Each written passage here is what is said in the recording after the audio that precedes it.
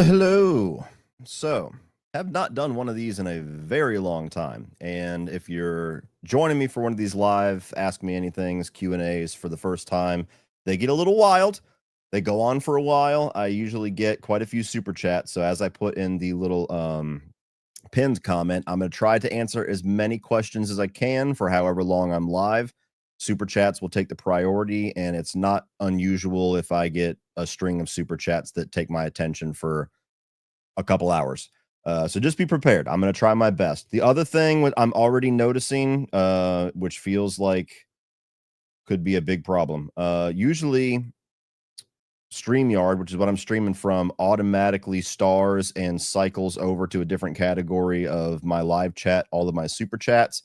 And it doesn't seem to be doing that very accurately. So I'll try my best. If for whatever reason, and I'm not saying this is going to happen, if for whatever reason I have super chats that for whatever technical reason I don't see and I miss, I'll find and I'll address them later. Just leave me a message or somebody comment like, hey, you missed this one. I'm going to try my best. This is usually not an issue I have to navigate, but it might be a little bit of a hiccup. Nonetheless, hello, everybody. Hello, pre-Thanksgiving Day. Well, 2 days ahead, actually. Going to be checking out, what is the new one? Wake Up Dead Man. The new Knives out later on tonight. You got Zootopia 2, which should be cool. And then my wife really wants to see that movie Eternity. So I might end up seeing 3 movies over the next couple of days. I also have it's either going to be a really fun video or the dumbest video I've ever made that's going to be dropping either tomorrow or on Thanksgiving Day. And essentially, it's a tier list where I'm inviting 20 horror icons to Thanksgiving dinner, and I'm going to be ranking them comedically based off of which ones would be the best and the worst dinner guests. So it was just a goofy idea. I had to do something Thanksgiving themed. It's either going to land or it's going to bomb, but fuck it. We're going to give it a shot. So look forward to that one. I'm going to be recording that at some point today and editing it to release either tomorrow evening or Thanksgiving Day. Now, with that said, let's get on to the actual chat. We've got 10 super chats already. Simba Fan 94, hey Cody, keep up the awesome work. Also excited for all your end of the year rankings. Well, thank you so much. And yeah, I'm looking forward to those too. I've seen more movies this year than the last couple of years. So every year I seem to see more and more and more. I was at like 115 or something when I logged all the way to October. So that doesn't count November, December, any of the 4-year consideration stuff. So we might end up being close to 140 or something like that by the end of the year. How excited are you for Zootopia 2? Excited isn't the word that I'd use. I really enjoyed the first Zootopia. I don't know why it took them so long to make a second one, but the reviews seem to be good. So I look forward to it. It should be something that should be fun to take some of my kids to. But yeah, I don't know why it took them so long to make it. First one was a big hit. I think it won the Oscar too, didn't it? Just saw Together, fucking awesome. Top 10 of the year. Absolutely. If you guys haven't seen Together, that's a wild ass film. It might be my favorite horror film of the year. It's in competition with like 2 others. So I got to see where I land by the end of December. Godsmack's When Legends Rise album, 9 out of 10. How about you? No, I wouldn't give it 9 out of 10. I've grown a lot on that album. There's actually a video. It's one of the few music videos on this channel. If you go back where I gave my like initial impression of the first single and then I reviewed the album, and I was not a fan. I did not like the more mainstream direction that they were heading. I was already kind of frustrated that they had toned down how heavy their music was. They went from like heavy metal to more like rock and roll. Still liked the music, but I was like, all right, let's get back to the Mesa Boogie amps and all that, power that you guys had in the first couple albums. And that was like the ultimate step of like, oh no, we're just like a radio rock band. Now, over time, I've grown to like that album a lot more. I think that there's about 5, maybe 6 really solid songs on it. It's not my favorite album of theirs. But yeah, I've grown on it. 9 out of 10, no. I would say 7 out of 10.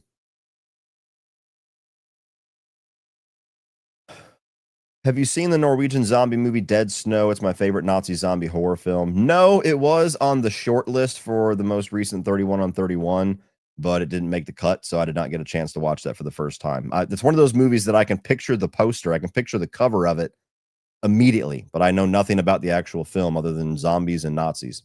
And maybe that's all the movie is. Maybe it's pretty schlocky, but no, I haven't seen that one. Thoughts on a Jim Carrey, Freddy Krueger, Dream Warriors, and Mask? Director Chuck Russell said Carrey would be a good fit for the role.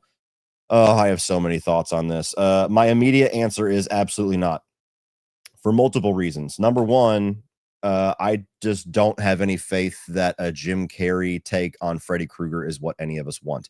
Jim Carrey's awesome. I love Jim Carrey. And I'm not saying he can't do something dark and serious. I just haven't seen him do anything dark and serious that's been good. And so the last thing I want to roll the dice on is Freddy Krueger. Here's the other problem. Jim Carrey's not young. And that's the thing that I keep getting annoyed with a lot of these like fan castings or even director castings. Like, people have shouted out Kevin Bacon a number of times. Now you got Jim Carrey. Like, these are guys that are in their 60s. I mean, let's assume Kevin Bacon or Jim Carrey does a Freddy movie and it's actually good. How many more of them are you actually going to get before you have to recast again? So they need to recast it with somebody who's in their 30s, 40s at most, but 30s more likely. Beyond that, it's kind of frustrating. Like, it only speaks to how starved we are for Nightmare on Elm Street stuff, which is a good thing because that means the fan base is rabid and they're waiting. It's like, come the fuck on, let's go. But the thing that's also frustrating is that the fandom and horror fans in general are so starved for something that even just Chuck Russell saying in passing during some random interview that, oh yeah, that Jim Carrey would be great. I've seen this be posted as a story, as a official rumor, as an announcement. I've been asked about it so many times. Like, it just goes nuts when there's absolutely nothing to it. It's just like that DJ Qualls poster that came out like a year ago, Fred, and everybody was like, this is the new thing. And it made the waves for like 3 weeks. So wait for something official. And I can guarantee you it's not going to be Jim Carrey, nor do I want it to be. Here's the other problem too, I want to say.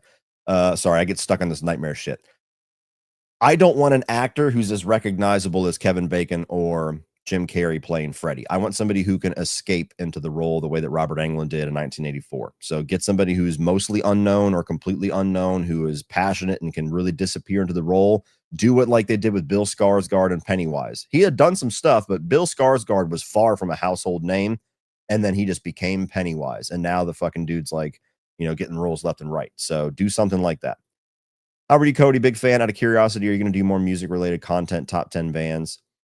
The music related content on this channel is completely like shoot from your hip for me. Like, when I first started YouTube, I intended on doing a channel that was movies, music, and games. I think it's still in my intro.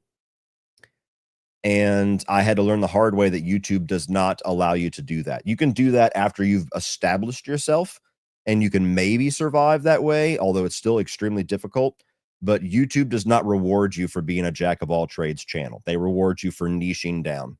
So not only did I have to niche down to just movies, for a while early on, I niched down to mostly just horror. And I've since been able to expand back up, especially since going full time, thank God, because I would not want to talk just horror. But music is literally just when I get in the mood for it. Like when I did my Alice in Chains tier list, or my top 10 most important albums to me. Like, it's just something where I'm like, I feel like talking about music today. Damn the views and the algorithm. I just want to do it for fun. So no, there will not be any like substantial amount of more music related content, but there will be some music videos in the future for sure. Just not planned. Super sticker. Thank you so much.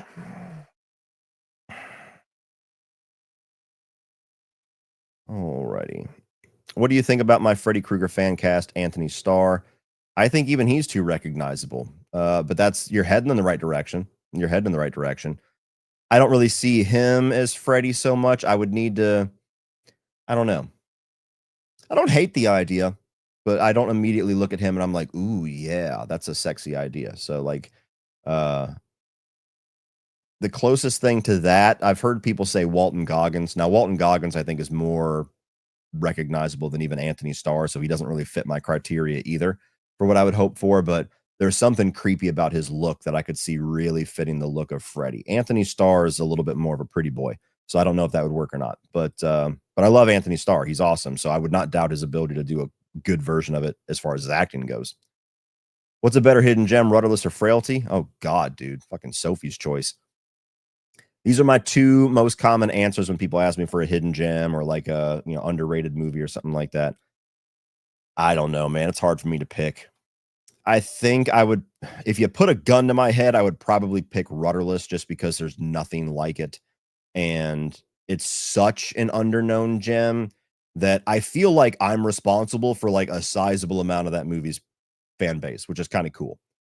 I don't know how many people love that movie that are out there, but I know I've contributed a good amount because I'm like the only person on YouTube or anywhere else that consistently talks about it. So there's something about that that makes it feel more special to me. I don't know, but Frailty I fucking love too. Frailty feels like an underknown little classic, but then there's a lot of people that really know it, so it's not as hidden gem as Rudderless, in my opinion. Just started Resident Evil 2 Requiem, Resident Evil 2. Oh, remake. I was like, Requiem, what's that? Or Resident Evil 2 remake. Any tips? OG RE4 or remake? Thanks. Any tips? Conserve your ammo, because until you start to get like some of the unlockables, like ammo is scarce as fuck in that game, especially with the higher difficulties.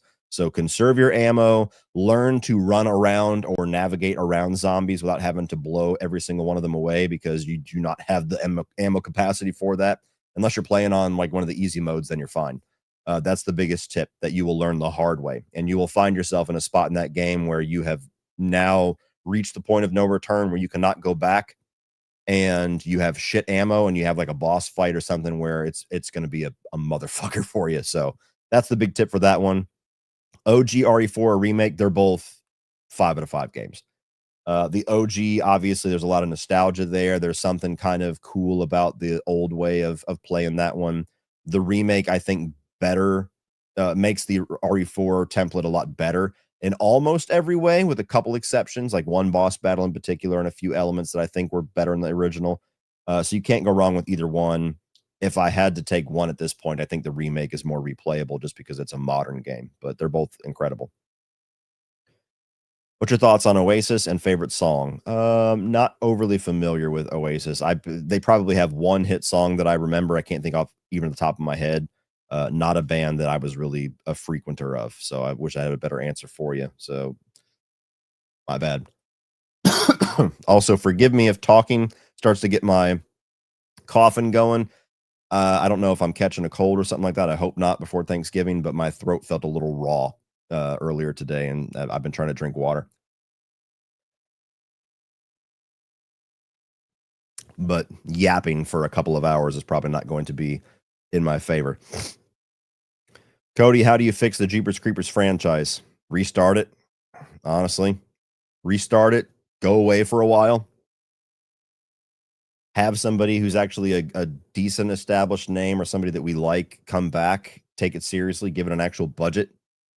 In all likeliness, it's dead, though. I don't see anybody giving a Jeepers Creepers movie money after the last two. Colby, it's my favorite YouTuber. Well, I appreciate it, dude. Good to see you. What have you thought about Welcome to Derry so far? It's all right. I like it. You know, the first two episodes, I was like, okay, a little bolder than I thought you were going to go. I like that. It's got a little bit of balls to it. I think the CGI is fucking atrocious. And I don't understand why everything that Andy Muschietti does, this is an issue. Like, it's just baffling to me. Like, I don't know if it's just stubbornness. I don't know if it's just that's his personal taste for CGI. I want it to be the most uncanny valley thing you've ever seen. I don't know what it is, but like it will literally kill sequences. Like the sequence with the guy was peeking out in the woods on like what was episode 4, I thought was creepy as shit. And then as soon as he turned into the CGI thing, I was like, you just killed it. Like that was the scariest scene in the show so far, and you just killed it. I wasn't as blown away or like psyched about Pennywise's arrival. I thought it was fine. I didn't think it was like this holy shit that was worth waiting 5 episodes for a moment. So yeah, it's fine. It's fine. With the recent revival of vampires in the horror genre, what would you say is your favorite of the batch? Mine would be Sinners. Mine's Abigail, pretty easily. You know, like Sinners is great. Nosferatu is great. I really enjoyed Renfield. I'm sure I'm forgetting one, but Abigail was the one where I was like, that's an instant favorite of mine. That is just so my type of movie that I loved it. Finished watching Rescue Me last month. Give thoughts on each season. Funny as hell show. First 3 seasons were the best. I have not watched the back half of that show recent enough for me to give my thoughts. I can tell you that the first 3 seasons are the best. Season 1 is the best season easily. Has the most laugh out loud moments too. It's such a guy show. You can really feel the quality start to dip in season 3, and then season 4 is awful. I remember season 5 and 6 being better. it was only 6 seasons, right? Maybe it was 7. The final season's pretty good. It ends on a good note. It finds its path again by the end and ends in a satisfying way. But you have a big lull there in the middle with season 4. I was actually rewatching the show a couple years ago, and I was enjoying the fuck out of it. And then I got to season 4, and it was just it sucked all the life out of me to get through that season. Where when I got to the first episode of season 5, I was like, I think I'm done for a while, and I haven't gone back to it. Have you seen this 2006 movie called See No Evil? The one with Kane? If not, you should check it out. It's a pretty decent slasher, even though it's a WWE Studios film. Yeah, it's fine. I never saw the second one, but the first one was okay. Have you watched either Fatal Attraction or Battle Royale? I've seen both. Are they horror movies? Um, I would need to watch them again to approach that. I don't immediately think of them as horror movies. Fatal Attraction is like a one of those seductive thrillers. Definitely has like horror moments in it. You know, the bunny in the pot and stuff like that. Battle Royale is gory, but I think of that more as like an action thriller kind of thing. I don't know. I would need to watch them again before I have that kind of conversation. Quick thoughts on Road to Perdition. It's awesome. I haven't seen it since was it part of it wasn't a part of 31 on 31 last time, was it? If I did, I didn't have a chance to rewatch it. I don't think it was. But yeah, that's a movie that is very, very good. I've seen it probably 3, 4 times. I didn't realize it was even a comic book adaptation. I think Tom Hanks is great in it. It's a great father-son story. Jude Law's a really creepy villain in it. So that's definitely like an underappreciated mob style movie for sure. Do you have any plans to review Sons of Anarchy? No. That ship has sailed. It's come up multiple times on Patreon as like a Patreon pick to rank all the seasons, but it's been so long since I've actually seen the show that none of my thoughts would be fresh if I was unless I had to rewatch it, and I just don't have the time to rewatch it, and I haven't had the desire to rewatch it. I loved the show. It has its low points for sure, but my time is just so slim nowadays that it's very hard for me to invest in any TV shows, even new ones, let alone go back and watch old ones. Like I really want to revisit Breaking Bad again and Better Call Saul and watch them like in reverse order, kind of like cobble it together. Watch most of Better Call Saul all the way to the point where it meets the Breaking Bad timeline, then watch Breaking Bad to the end, and then pick up with the last couple episodes of Better Call Saul. I want to do that as an experiment, but I just haven't had the time to do it. But yeah, Sons of Anarchy, season 1 really good. Season 2 was the best season in my opinion. Season 3 was okay, but it was like I think it was an extended season, and they did not have the story to have an extended season. That one is one of the more drawn out seasons with a really good ending. Season 4 is in the running for best season. Season 5 is one of my favorites. Season 6 was a little uneven, but has a gut wrenching ending. Like literally made me physically sick. And season 7, the final season, it ends great. The last couple episodes are really good, but that's one of the worst seasons to me. It felt like they dragged their feet, didn't know how to make a whole season out of the end of it. And you're waiting until like the last 2 or 3 episodes for anything significant to happen. Any plans to review the Universal Monster movies? Plans to make plans. Another thing, it's just a matter of time. I want to get some time here where I can start revisiting some older films again, but it's just been so new release heavy the last couple of years that it's difficult. But yes, I want to eventually watch those movies and do reviews for sure. Curious to know, as a fan of the games, are you looking forward to Zach Kreger's Resident Evil film? Yes, but I'm nervous. Like he's the guy that I would have ultimate faith in, but I really don't know how I just well, I know how I feel. I don't like the fact that he's just doing his own story. I get it. When you're a creative guy like Zach Kreger's, you want to do your own story. You want it to be definitively you and not just copying somebody's homework and making a cinematic version of it. But I feel like the most common trait of all of the bad video game movies is that they don't follow the source material and they do their own thing. They're just borrowing the name and borrowing the fandom, and it almost never works out. And so I'm just tired of those types of Resident Evil movies. Like Welcome to Raccoon City was close, but they tried to do too much in one film. I want to see an actual faithful adaptation of the first game, and then the second and third game, and then the fourth game. Like I want that. And I kind of hate the fact that this is yet again not going to be it, because it feels like it's just never going to happen. But it could end up being awesome. We'll be doing a review of Event Horizon maybe one day, but no immediate plans to. I really like that movie, but just if I ever get in the mood for it. Was there ever a MCU or Fantasy 31 on 31 debrief? I don't believe so. That was back in 2020, 2021 when we were doing like 3 of those a year just to kind of have things to do because movies were kind of on pause, and it was so difficult to try to get everybody's schedules together that many times a year for a debrief. So I think those are the 2 that we have not done a debrief for. Just a little donation. Thank you. Are your movies alphabetized? If so, when you get a new movie, is it a pain in the ass to put on the shelf? It is for me. Yes, and fuck yes. It's a major pain in the dick. Yes, my movies are alphabetized. I don't understand how you could have a collection even a third the size of mine and not alphabetize it. There's some people that don't understand like why you would alphabetize it. Just put them, I don't know, in the order that they buy them or whatever. I'm like, how the fuck do you find anything? If I want Uncle Buck, I want to go to you and pick that bitch out in 2 seconds. But yeah, it's a pain in the ass because if my shelf is full, I literally have to start at the end here where the Z's are and like shift shit over and go down the line from there all the way over around.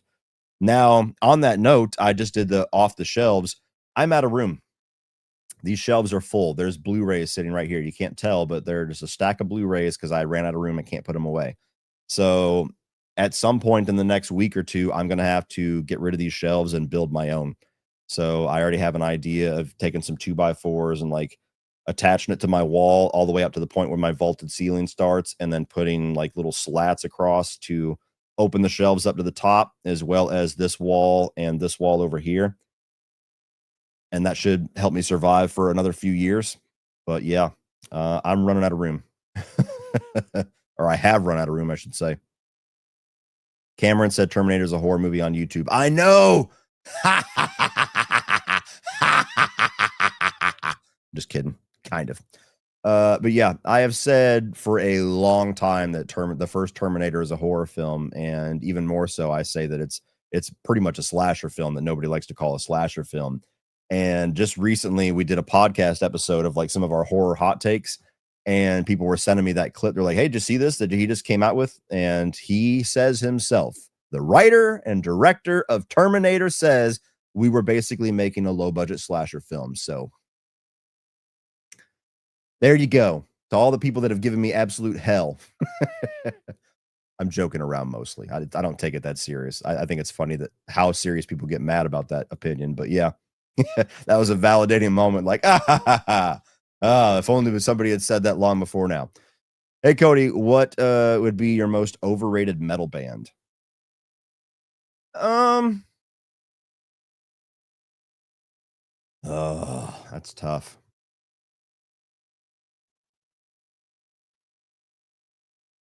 Maybe Anthrax. I like Anthrax, but like for them to be a part of like the core 4, like the big 4 thrash metal bands of all time, I don't think they're anywhere near as good as some of the bands that they're sharing stage with on that one. I find Megadeth to be pretty overrated too, because I think musically they're brilliant. And, you know, you have Dave Mustaine, who's a phenomenal guitarist. I've never thought he was a good vocalist. You know, I don't think he tries to hide that. He's got like a talking kind of style to it. And I have a number of Megadeth songs that I love, but I've never been a big Megadeth fan. So them being like basically number 2 to Metallica never made sense to me either. Always been more of a Metallica guy. So either one of those, I guess. I'm begging you watch the movie The Fall 2006. What is that? That feels like that movie where they're stuck on the little watchtower. The Fall 2006. What the fuck is this? Adventure fantasy film. Well, you lost me.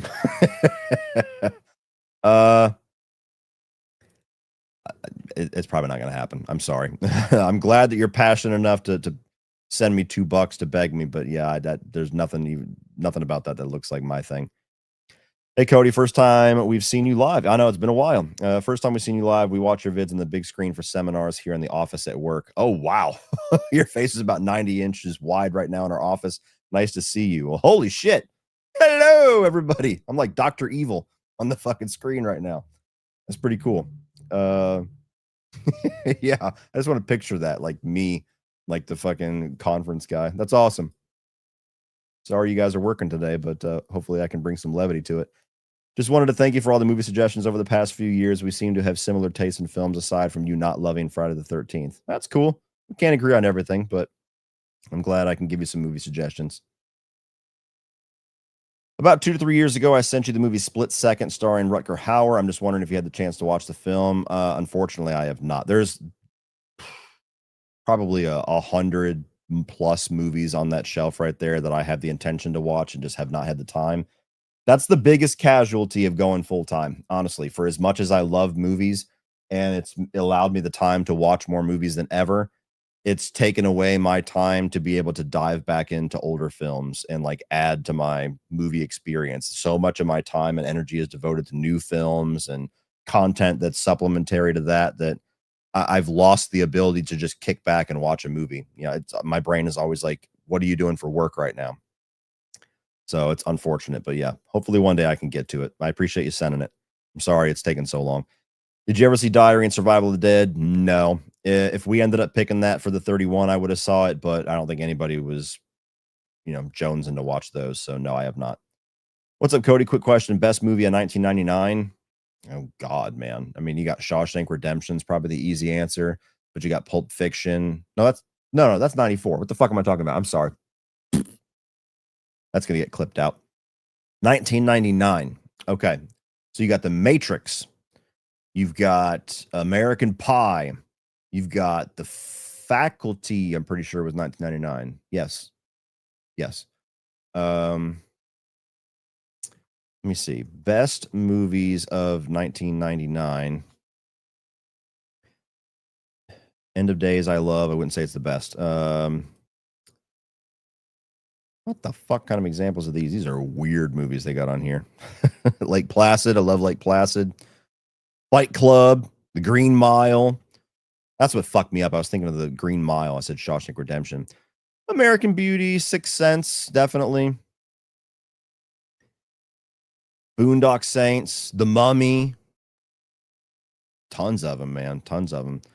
I'm going to say The Matrix. That's my Galaxy Quest. Ooh. That might be my number 2. I'm going to say The Matrix. That's going to be my safe answer. That's the one that I feel like has made the most impact on me. But there's a lot of good ones in 1999. Would Ralph Macchio make a good Freddy Krueger? I can't see it personally. He's also he's up there. I know he looks youthful. Yeah. I kind of want to see that now. Excited for Stranger Things. Will you be reviewing? Excited? No. I actually didn't even realize it was airing tomorrow. It's been so long that they've kind of lost all the momentum for me. Not to say that I won't immediately watch it, get sucked into it, and love it. But I'm not going crazy for it. Will I be reviewing it? I'm not sure. It just depends on time. I haven't reviewed. Let's see. I didn't review season 3 or season 4. Season 4, Netflix lied to me and pissed me off, and so I was like, well, you're not getting a free review then, because it was just a lot of disrespect going on with them, or at least the PR people that they hired, one or the other. But I didn't even ask for screeners for Stranger Things season 5. I didn't even bother, because they kind of gave me the same runaround bullshit with Cobra Kai, and then I had the Cobra Kai people directly email me being like, hey, are you going to review the final season? I'm like, your Netflix people said I can't have it, and they're like, no, here it is. So anyway, I'm not sure if I'll review it. I may do a ranking now that I'll be completed the show. I'm not going to have time to revisit the seasons episode by episode, but I remember enough about how I feel I can watch a recap and kind of get through a ranking pretty well. So we'll see. Most likely I'll do something. Andy Muschietti and bad CGI, name a more iconic duo. I'm telling you, man, I don't understand it. Like, he's such a great filmmaker in many ways, but that's his one constant biggest negative where I'm like, what's the deal? As a birthday gift, could you do a live watch along of Skinamarink, please? Hell no. Hell no. I wouldn't do that for a birthday gift for my dad. In all seriousness, happy birthday. I'm just fucking around, but no. Why would you want me to do that? Why would it be a birthday gift to you to watch me be miserable for 90 minutes? That's not cool. Have you seen Ari Aster's Eddington? It was a ride like all of his films. Yeah, I talked about it the month that it came out on my little month wrap up. So just go to that video. I don't know if that was June, July, August, whatever month that was, but go check that out and you'll see my thoughts for it. Uh, quick summary: it's an Ari Aster film. It's weird, it's bizarre, it's long, overindulgent, but it was interesting at times. Third act was the best part of it, but yeah, not really my thing. Tupac Mathers, 99 cents. Thank you. Any thoughts on Scary Movie 6? I hope it's fucking hilarious. I've been wanting a resurgence of good old fashioned comedy for a very long time. Is that the movie that's going to do it? Probably not, but it won't hurt. So if it's like the first two, I'll be very happy. If they are to cast a well known actor, they should at least cast against type and in the 35 to 40 age range. Agree. Yeah. Yeah, we agree, especially on the age part. Have you seen the Bates Motel show? Do you like it? I love that show. I was one of the people that thought this is a stupid idea, and I kind of got into it. And then the longer it went on, I thought the better it got. So yeah, that was one of the bigger pleasant surprises for sure. Very good. If Richard Brake, Ralph Ineson, or Andy Serkis was lesser known, then I would think they would be good for Freddy Krueger. Richard Brake feels too obvious, and it's just because he has a creepy smile. Ralph Ineson, why do I can't put a face to that name? Oh, okay, yeah. Um, yeah, I guess he's got the look for it, doesn't he? Andy Serkis, I don't quite see that one either. Yeah, I no, Marcy, I'm not it's not blowing my skirt up, any of those. You're gonna see best picture movies this year. I mean, I try to watch as many as possible every year, but especially now that I'm in the Critics' Choice Association, I kind of have to. So for sure. Last year, I think there was like one or two that I just absolutely did not have time to. But this year, I've already seen most of them that seem to be on the short list. There's like two or three others I need to watch, and I have like a week and a half to be able to do it before I have to vote for the first round of voting for CCA. So yes, I will be watching all the best picture movies this year. Go to rainy day comfort film, horror or non-horror. You know what's a really good like, sweater movie, if you want to call it that, a rainy day movie is Dan in Real Life. It's a movie with shit, why am I blanking on his name? Oh my god. Steve Carell. It's got Steve Carell in it. It's got Dane Cook. It's where he's this widower, excuse me, with a couple of daughters. He goes to this little cabin getaway or whatever for his family, and I think it's like in New England for like a family reunion weekend. And he on the way there, he ends up like totally being smitten and falling like head over heels in love immediately with Julie Binoche. And after that, he gets to phone call. He gets to the cabin or whatever, and Juliette Binoche is actually Dane Cook's girlfriend, his brand new girlfriend. So he's like in love with his brother's girlfriend. It is Juliette Binoche, right? Am I saying that right? Sometimes I fuck up names. Juliette Binoche, yes, okay. So yeah, it's a very heartwarming little family comedy that I really enjoy, and that's a movie that's just like a comfort movie. Other than that, Uncle Buck, always the comfort movie for me. What is your favorite season of Supernatural? I still have yet to watch the last 4 or so seasons of it. Maybe one day I'll get the time to do it. Season 4 was always my favorite when they introduced angels. But that being said, season 3 has my most like favorite episodes. My favorite episode of the whole show is Mystery Spot. And so season 3 is one that I probably rewatch the most. But yeah, season 4, I thought like when I was first watching through the show, that was the season where it was like, man, this really kicked into high gear. I know you said you're not a huge reader. Do you have a favorite novel? Also, have you heard anything about Amziah King's release? I have not. I know it got picked up for distribution, but since I haven't heard anything, I'm assuming that they're aiming for sometime next year. But I haven't heard an actual date. Favorite novel? Not really. I'm just not a big reader. Most of the books that I've read have been ones that I've been forced to read in school, and most of those I did not enjoy, with the exception of To Kill a Mockingbird. And I've read less than 5 novels on my own my entire life. So no, not really. I really enjoyed The Girl in the Train. I read that before it became a movie. Yeah, I'm not a reader at all. Have you seen Alice, Sweet Alice? Apparently, it was Brooke Shields' film debut. I have not. That's the movie that always kind of gets confused with Don't Look Now, as far as like the raincoat. One of them's red, one of them's yellow. I might have it. I think I have it. I just haven't actually watched it. How come you didn't review Mickey 17 or Napoleon? Also, worst recent movie theater experience and thoughts on new Carpenter's Son, Nick Cage horror movie. I have no thoughts on Carpenter's Son. Maybe I'll check it out. Maybe I won't. It feels kind of like Rage Bait the movie. Like we're going to do a horror movie with Nick Cage playing Jesus. I don't know. That just doesn't really interest me a whole lot. Not that I would be, I'm not the person who would be offended by that. It just, that's all I know about it. So I'm like, I don't really need to see that. I haven't heard anything about it either to motivate me. Worst recent movie theater experience. I actually haven't had like a really bad one in a while. I think the most inconvenient thing I've had lately was like maybe 2-3 weeks ago. There was a movie where the lights didn't dim enough, and so it kind of felt like it was glaring on the screen a little bit. But that's pretty tolerable.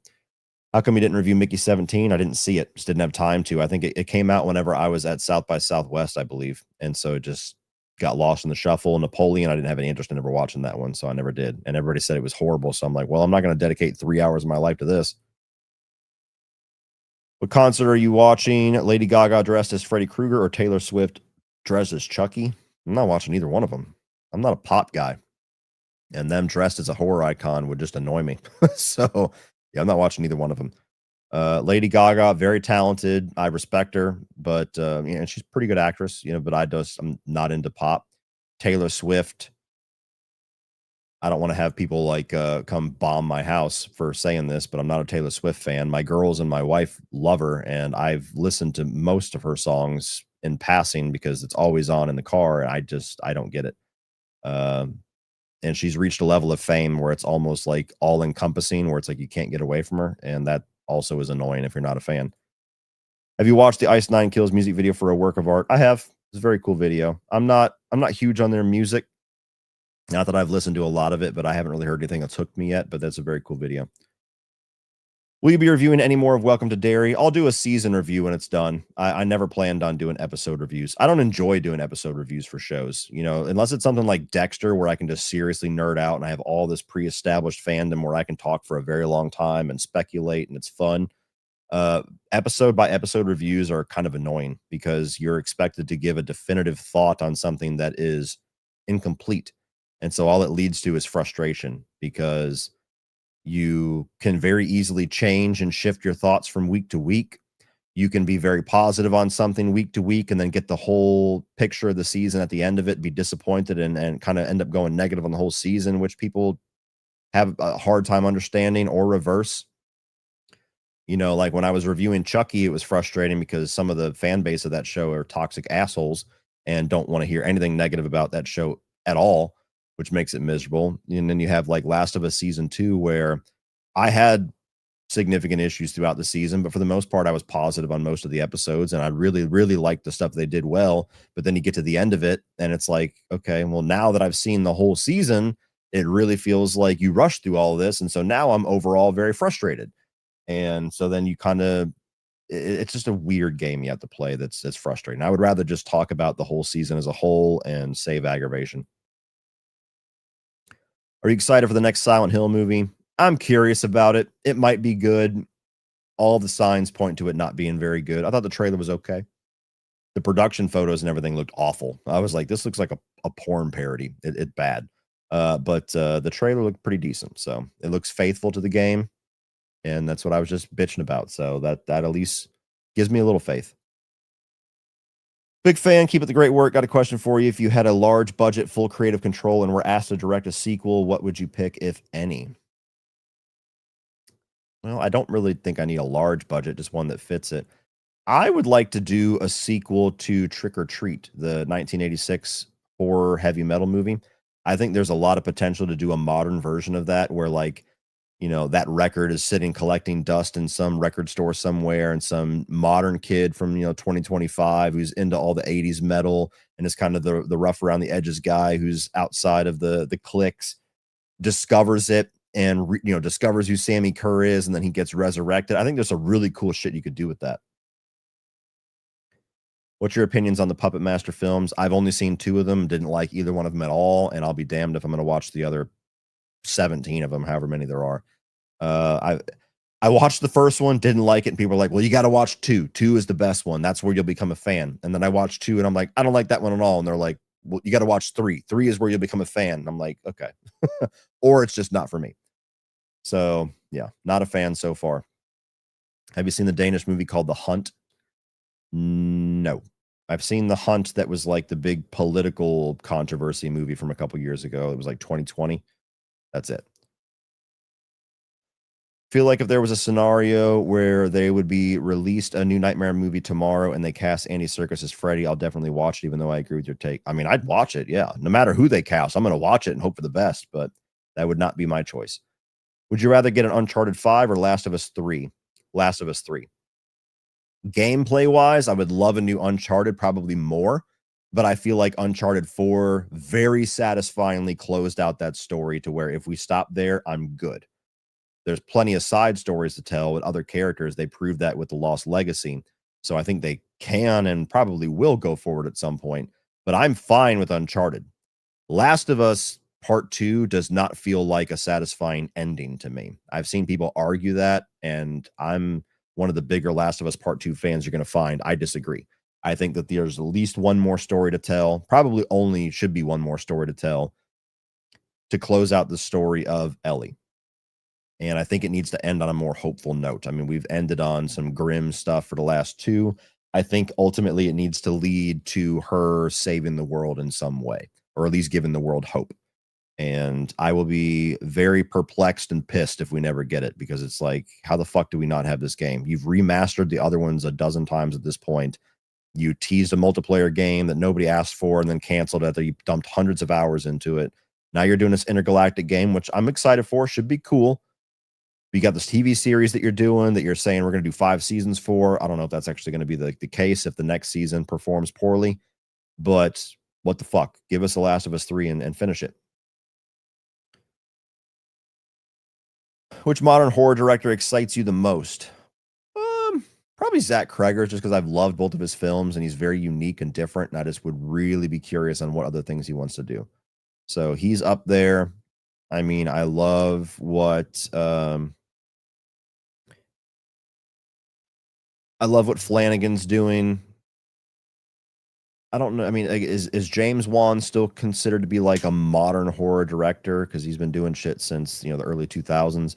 I'll watch anything he does. Lee Winnell.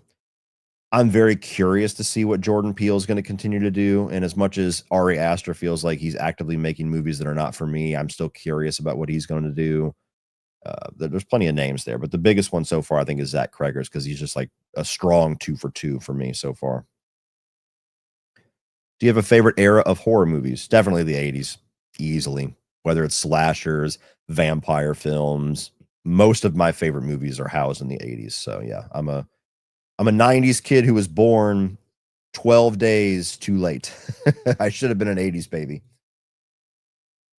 I've been rewatching some of your old videos. They make great comfort videos while eating dinner. Well, I appreciate that. Was wondering when you'd do another live.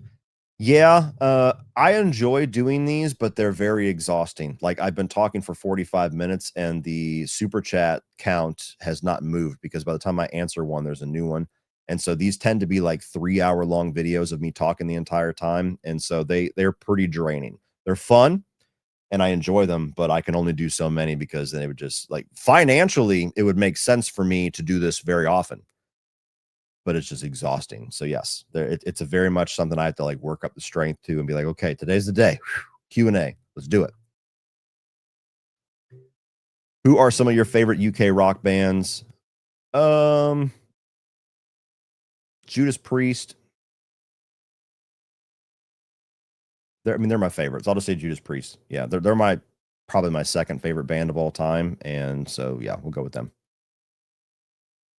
Did you hear that they confirmed the New York Ripper will be in season 2 of Dexter Resurrection? I hope we finally get a good ending. Yeah, I saw that. So that's another one with like everybody who took that Don Framp thing, and they're like, see, moron. They were never going to do anything with the Ripper. And I was like, hey, pause. That doesn't mean shit. And then here we go saying, oh, yeah, we're going to make him the villain of season 2. hmm.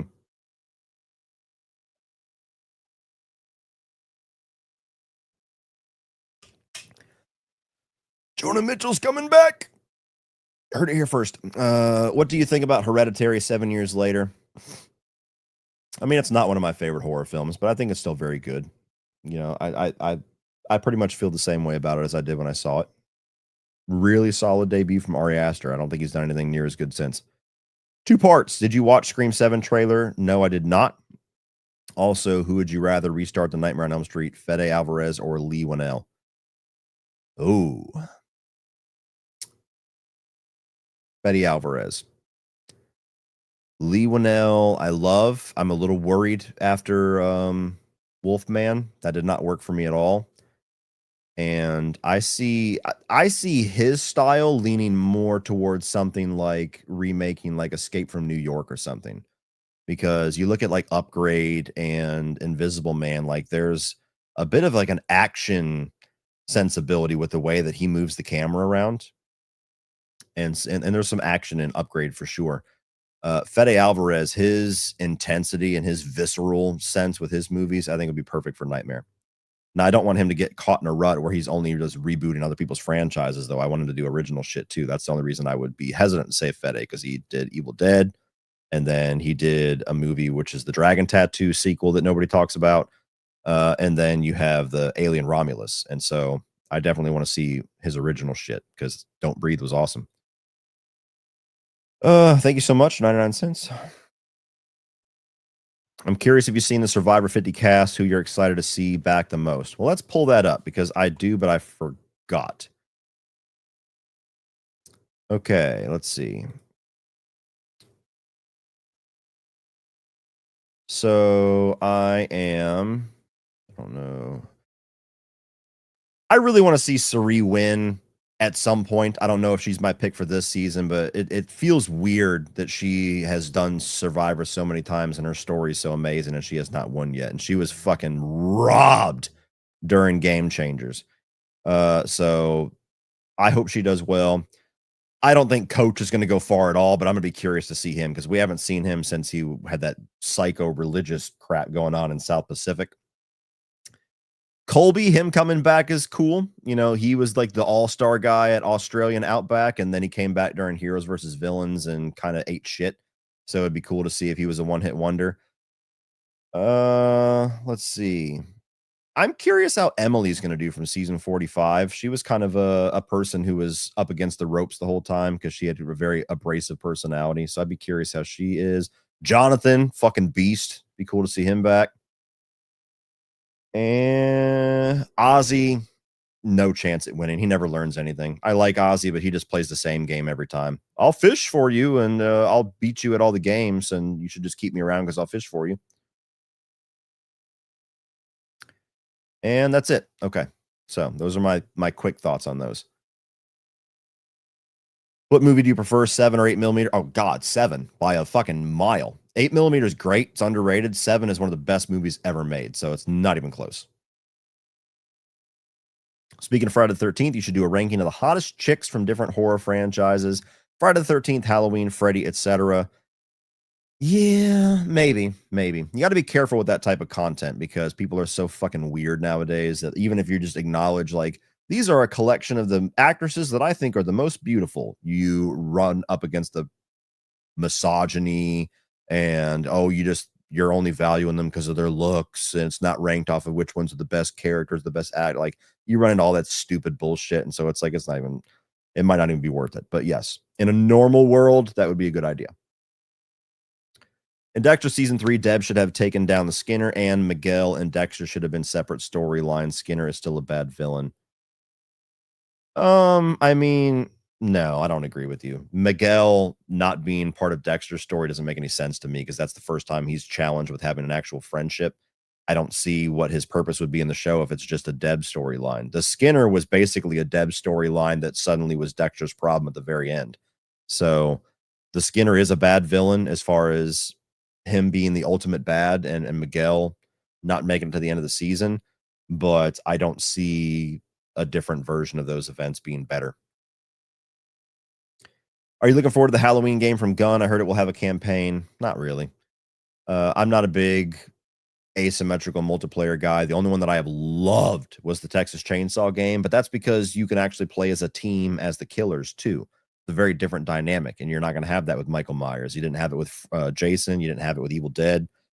So that's something that made that game unique in a way that I loved it. But I just have no interest in those types of games. They're all kind of the same experience, just with a little different skin on it. You know, Michael Myers is going to float around and kill people. And what is the campaign going to look like? That usually feels like something that's tacked on just to say they have a campaign. So maybe they'll prove me wrong, and I'll happily eat my words. Have you seen the series Warrior? Same creator, showrunner as Banshee. Some actors too, incredibly badass, well written. Think you'd love it. I have not. If it's the same showrunner as Banshee, though, that gives me some interest, because Banshee is the shit. 4 movies to have with you on a stranded island: Die Hard, Lost Boys, Planes, Trains, and Automobiles,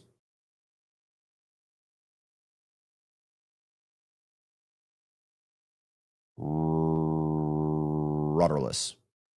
Not necessarily my top 4 movies of all time, but I'm trying to think of variety in a movie that I would want to rewatch.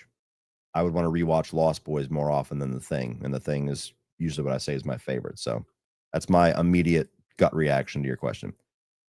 How do you think they're going to bring Stu back in Scream 6? You mean Scream 7? I think it's going to be like an AI thing.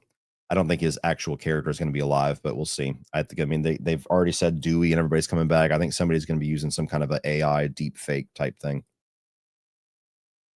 Thoughts on Denis Villeneuve directing the new Bond film? Think it's a good fit for the franchise. I've seen No Time to Die was your best movie of 2021. Was it? I guess we weren't getting many movies. That makes sense. That's wild. But yeah. I mean, Denis Villeneuve is a phenomenal director. I think that he's on the short list of maybe 2 or 3 directors that people would die to see his version of Bond. So I'm looking forward to it. What is your opinion on Frankenstein 1994? I've actually never seen it. I have a Blu-ray of it. It's paired with Bram Stoker's Dracula. That's the one with De Niro. I've never actually seen it. Are you excited to see Jason Momoa as Lobo in the upcoming Supergirl film? I don't care. I love Jason Momoa, but I have no knowledge of Lobo as a character. So I know that that's like his favorite character. He's like supposedly like born to play it. So maybe he'll be awesome. But yeah, it doesn't move the needle for me. What do you think about the Hellraiser game trailer? I actually haven't seen it. I'm not going to watch it live here. If I had more time, I would. But yeah, if it's not an asymmetrical multiplayer game, I'm interested. Let's put it that way. That's my only requirement. Do something different. Do you think we'll ever see an adaptation of the restored full manuscript of Frozen Hell? Who goes there? The story that The Thing is based on? Probably not. I'm not completely familiar with the whole lore of all this, but I think the most popular by a landslide version of that story is The Thing, and that's the most marketable version. So any version of that story is just going to be marketed off the Thing name. So when we get one, it's going to be a sequel or a reboot or whatever to The Thing. What's the perfect age to introduce kids to horror? My niece and nephew just turned 6 months. They're forming words. We can watch Freddy now. Just turned 6 months, and I'm dying to show them things like Goosebumps and Halloween Town. I mean, things like Goosebumps and Halloween Town, you can start them pretty early, but every kid is different. Some kids are totally capable of watching some horror films as early as like 4 or 5 years old, like I was. Others, you might have to wait till they're 7 or 8. Others might be their early preteens. You know your kids and your niece and nephew better than I would, so you just kind of have to make your own judgment on that one. Love your channel. Have you heard of analog horror on YouTube? If not, it's recommend Mandela Catalog or Greylock. Okay. Yeah, I've never heard of analog horror. Is that like horror short films? Something like that? I know analog horror is like Skinamarink. And my wife must be home because my dogs are losing their shit. I know that you're not a martial arts guy, but curious to know your thoughts on the Raid movies. I consider them to be one of the best action movies ever made. Yeah, I've seen Raid 1. I never actually got around to seeing Raid 2. Very awesome action choreography. Not necessarily movies that I rewatch. I've watched a lot more foreign films here over the last couple of years since I started doing film festivals. So I'm slowly like broadening my tastes, pushing myself. But I don't tend to rewatch foreign films very much. So it's kind of like animated films for me. I'm always going to pick just live action American movies. Maybe that's, a simple way of going about it, but it is what it is. But yeah, Raid is of course, it earns its legacy.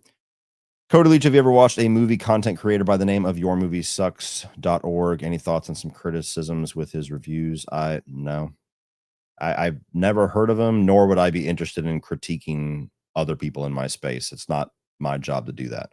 And more often than not, that just results to mudslinging or, jealousy or whatever. Like, everybody's got their own style. They either succeed or they don't. I mean, if somebody asks me like, "Hey, why do you think this channel doesn't succeed?" I can give you an informed opinion, but yeah, I'm not interested in, criticisms of other people's reviews. Are you excited for Mike Flanagan's Exorcist film? No. Morbidly curious, yes. Excited, no. I think if anybody can pull it off, it's him, and it's going to be a shame if that's his first dud movie. But yeah, I'm not excited. I've always said The Exorcist didn't need a sequel. Now I love Exorcist 3. It's barely an Exorcist sequel. It's kind of its own thing. All the other ones. Sent you some books I wrote earlier this year. Just curious if you got them. I always worry about that. Throw in an extra just because I never make it to Patreon. Hope you and yours have blessed holidays. Well, I appreciate that very much, man. $50 is a lot, so thank you. Yes, if you sent me a package, I did get it. I had a unboxing video that I made back in September before I went to Fantastic Fest, but the audio got corrupted for some reason. I had a big major technical issue with my computer right before I went to Fantastic Fest, and so I lost a lot of shit. And unfortunately, one of the weird byproducts of that was the audio got corrupted on that video. So unfortunately, the footage was useless of me opening up a lot of stuff. I do remember getting a number of books though, so that was probably yours. So yeah, my bad to anybody watching that sent me stuff from June up until very recently, because that video, which was a pretty big video of me opening packages, was fucked up. So I couldn't post it. I couldn't save it. Do you like hair metal, Winger, Rat, Motley Crue? Abso-fucking-lutely. Actually, I just got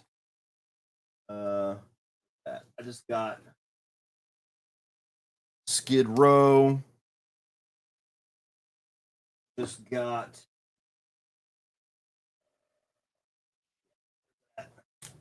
all 3 of these from Rat. So, yes, you could say I'm a fan.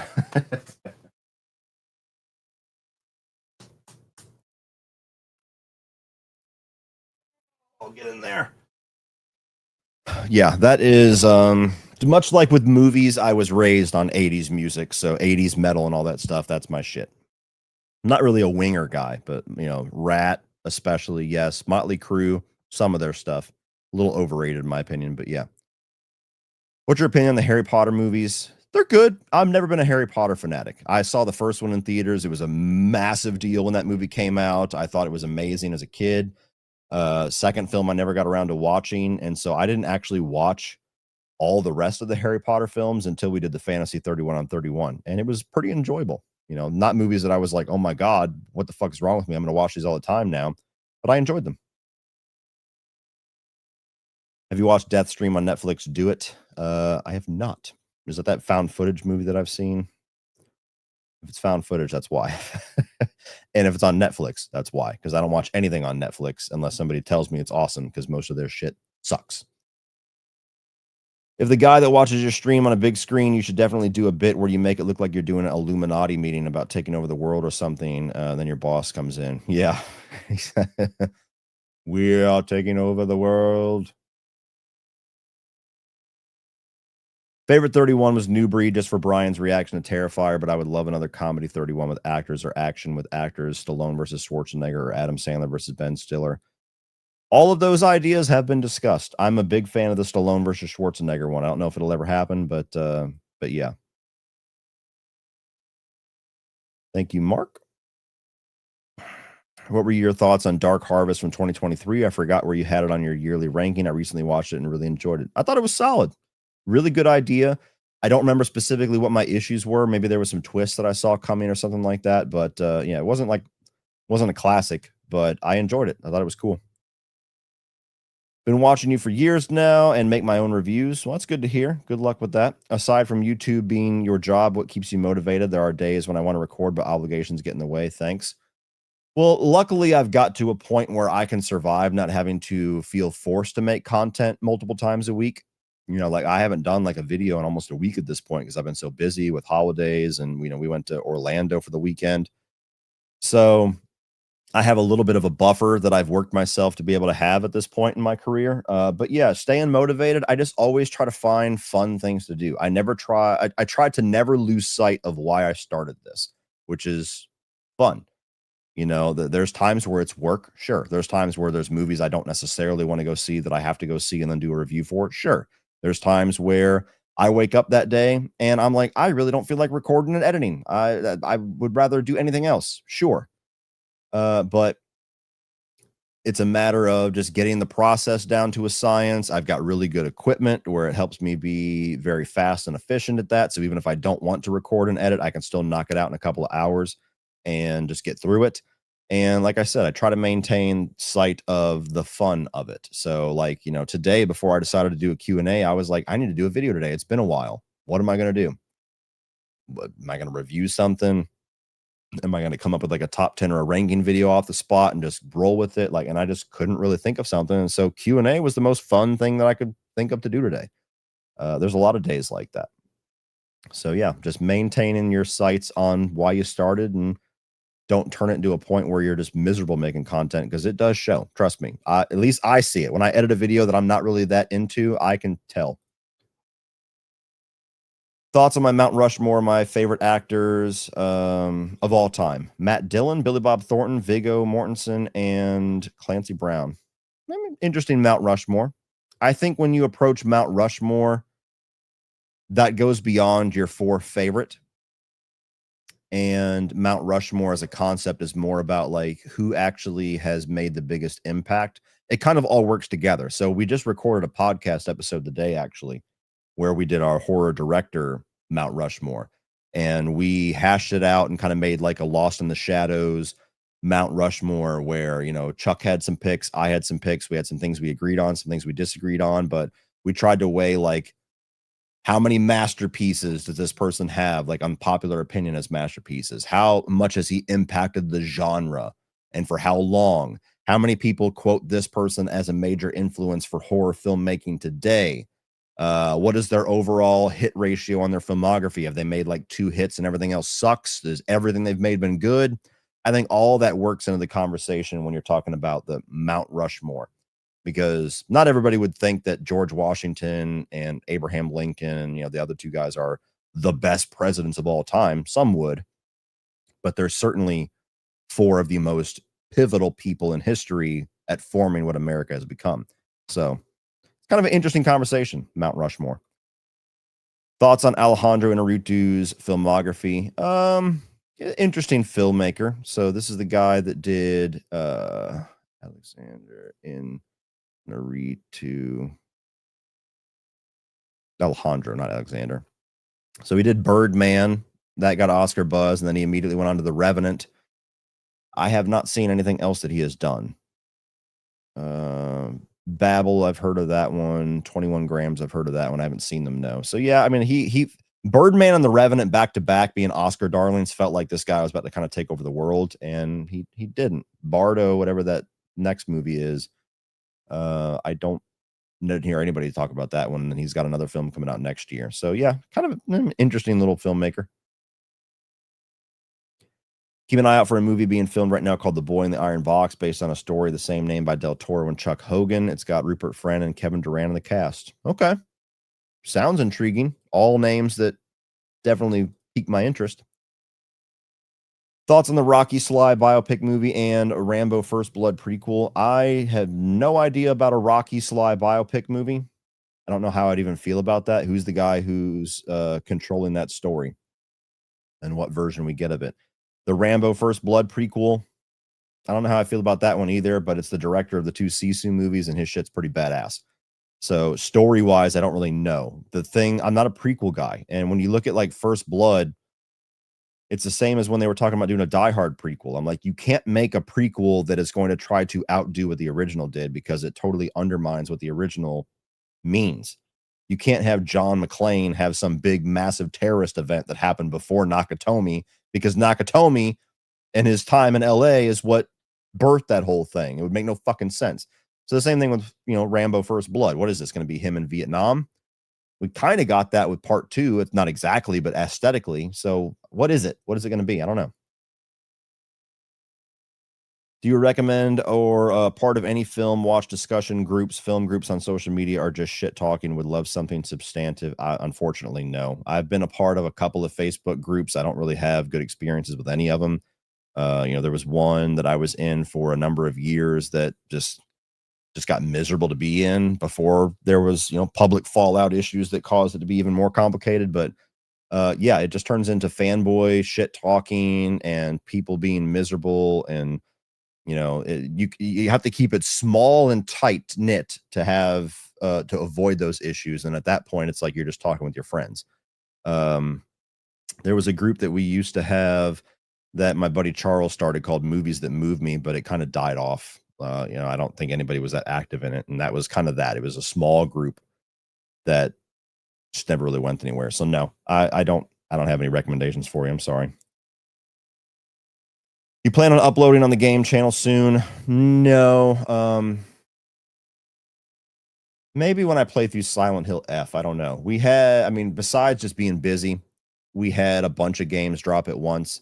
We had Jurassic World Evolution 3, which I love those games. And so I played that as just like my relaxation. And if I'm going live, that takes away the relaxation because I'm still entertaining an audience. And then Ghost of Yotei, which I played a good bit of. Silent Hill F came out. I bought it and haven't had a chance to even start it yet. I don't know if there's anything else coming out. So no plans to, but I know I'm overdue. I'm overdue to live stream again over there. Thank you. Have you seen K-pop Demon Hunters? No, but I've seen pieces of it and I've heard the songs ad nauseum because as soon as my youngest daughter got a hold of it, that is her thing. She sings the songs, she watches the YouTube music videos. We were at the little Comic-Con thing that Savannah had a couple of weekends ago, and that was the one thing that she wanted. We went by this guy's poster little shop, and he had the two bands in that movie as big posters, so I just bought her both of those. She's all bought in on the K-pop Demon Hunters, but no, I have not sat and watched it. Thank you. Thoughts on Denny Villeneuve being the director for Bond 26? A casual to non-Bond fan, does his involvement make you excited or intrigued? Intrigued. I'll be excited when I see the trailer, depending what the tone is, who's cast as Bond, how action-packed it looks. I love most of the modern Bond films. I've never really been able to go back and appreciate the old ones. I tried when No Time to Die came out. I was going to watch all of them and do a big ranking, and I couldn't get past Thunderball. But I love Goldeneye. I really enjoy World Is Not Enough. I remember thinking that whatever the second one from Pierce Brosnan, I'm blanking on the name. I thought that was solid as a kid. I haven't rewatched it in years. Die Another Day is pretty stupid, but it's got some, schlocky moments that are fun. Casino Royale is fucking incredible. Like Casino Royale and Goldeneye are my two favorites. Skyfall's badass. I really like No Time to Die. So it was just Spectre and Quantum of Solace that I thought kind of dropped the ball. What are your thoughts on Spider-Man 4? What? Well, I don't know what that means. Spider-Man 4, like a Raimi Spider-Man 4, or Spider-Man Brand New Day, this new one coming out with Tom Holland. I'm assuming you mean the Tom Holland one. I don't know. I want to see Tom Holland lead a traditional Spider-Man film in New York. That's what we have not gotten yet, and that's what I want. And that felt like that's what they were setting up at the end of No Way Home. Now they're adding in the Punisher and the Hulk, and it's like, well, that's gone. The Punisher being there, if they would do like a New York heroes and villains Spider-Man movie, I think that'd be badass. And maybe that's the direction they're going, and they've had Hulk in there for whatever fucking reason. But if you had Spider-Man, Daredevil, Punisher, Kingpin all in a movie, yes, I'll take that. I'll take that over just a traditional Spider-Man film. But having the Hulk in there is the big thing for me, where I'm like, why? What are we doing? Because I haven't loved how they've used the Hulk since the first Avengers. So we'll see. But I've enjoyed all of Tom Holland's Spider-Man films. And so, I've enjoyed every Spider-Man film to some extent. There's none of them that I think are terrible. Even Amazing Spider-Man 2 is very watchable and has a lot of strong things in it. Are you looking forward to the next Final Destination movie? Yes, I am. I don't think there's a need for one. Bloodlines is a strong send off with Tony Todd's final appearance. I don't think Tony Todd being there or not being there matters, though. Like, let me choose my words a little more carefully. Of course, he matters. Of course, he's important. And him getting that send off in Bloodlines was great. And it was heartfelt. I choked up. But his character, it's not like having a Nightmare on Elm Street movie without Freddy or something like that. Like, his character not being there to give them the exposition dump or the new rule or whatever, I don't think matters. You can survive without that very easily. So yes, I'm looking forward to it. They brought it back full force. There's no reason for them not to make another one. I think the next reboot of Nightmare on Elm Street would be a better as a TV series. What are your thoughts? There's a version of that I could get behind. I thought it would be the coolest version of that would be to do a mini series origin. So have like a mini series that is like in the vein of Silence of the Lambs or Seven, where there's the Springwood slasher and you're following, Nancy's dad or whatever, whoever the cop character is going to be as he's investigating who this child murderer is, and have Fred Krueger as this character in the show that we know and we see, and we as audience members know that he's the killer, but have us go through that journey for 5-6 episodes of them finding out he's the Springwood slasher, arresting him, having the fuck up in court, and then having the parents in the season finale torch his ass, and then give a tease of him being reborn as a dream demon, and then you follow that up with the movie. And now it's a more Nightmare on Elm Street movie. I think that would be badass. Are you going to see Bob Odenkirk's new action Western film, Normal, when it comes out next year, and Ben Affleck and Matt Damon's cop film, The Rip by Joe Carnahan next year? Yes and yes. All names and concepts that I'm very interested in. I'll watch anything those guys do. What are your hype expectations for Resident Evil Requiem? I'm not exactly sure yet. There's things about it that seem cool. There's also things about it that I'm not sure about. I really enjoy Resident Evil Biohazard and Resident Evil Village. I don't necessarily want or need another first person Resident Evil game. Now, I know this one they're doing the thing where you can do both, but that feels like a compromise. And the third person version of the game, to me, so far, clearly looks like the inferior version. Like they made this game to be first person. They're just appeasing you with the button click of switching to third person, because they did that in DLC for Village, where you could play as third person, and the game's not nearly as good that way. So I don't know how I feel about that. That feels like a weird compromise. A lot of it's shrouded in mystery. Going back to Raccoon City, if it's going to take the most fan servicey version of that sounds like it could be cool. How this fits into the story and how many or who of the classic characters are going to show up and in what form is a big question mark for me. So yeah, I'm not sure. I'm anything Resident Evil, I'm gonna get a fucking boner over. So I'm gonna play it. I'm hopefully gonna love it. I've loved the last two, but yeah, I don't know enough yet to say if I'm like really hyped about it. I'm more so just like, you got my attention. Excited for Scream 7. I'm curious about it. I don't have a lot of faith in it. The whole thing was just born out of a lot of drama and a lot of bullshit. Thoughts on Raging Bull and A Clockwork Orange? I have actually not seen A Clockwork Orange. Raging Bull I haven't seen in a long time, but it's a very good movie. It's not like my favorite sports movie or any means, or even my favorite Scorsese movie, but it's very well done. A Clockwork Orange and Kubrick in general is kind of a blind spot for me that maybe one day I'll have some time to fix. I feel like I need to sneeze. That was a feeling was correct. All right. I'm definitely getting a cold. This sucks.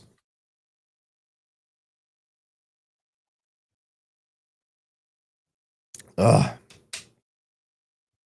Have you seen The Hunted with Benicio del Toro or No Escape with Owen Wilson? I think you'd love both. I have seen both. No Escape, is that the one? Hang on.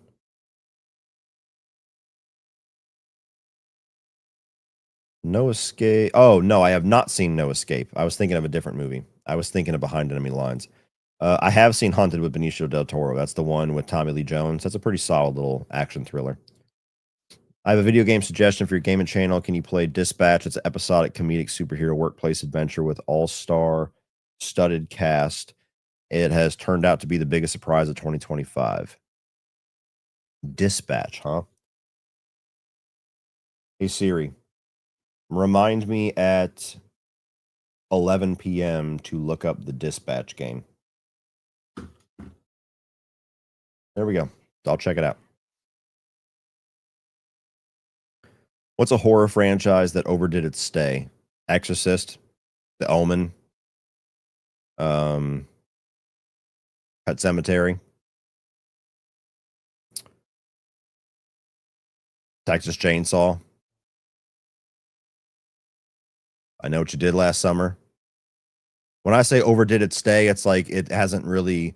We've had high points, but there's been way more negatives. So I just shooting from the hip. Those are some picks. Top 3 favorite Godsmack songs. Oh God, that's one I had to prepare for a bit.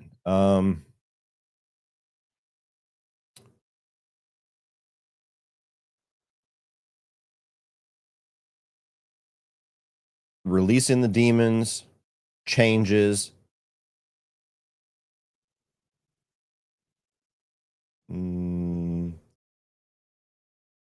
Serenity.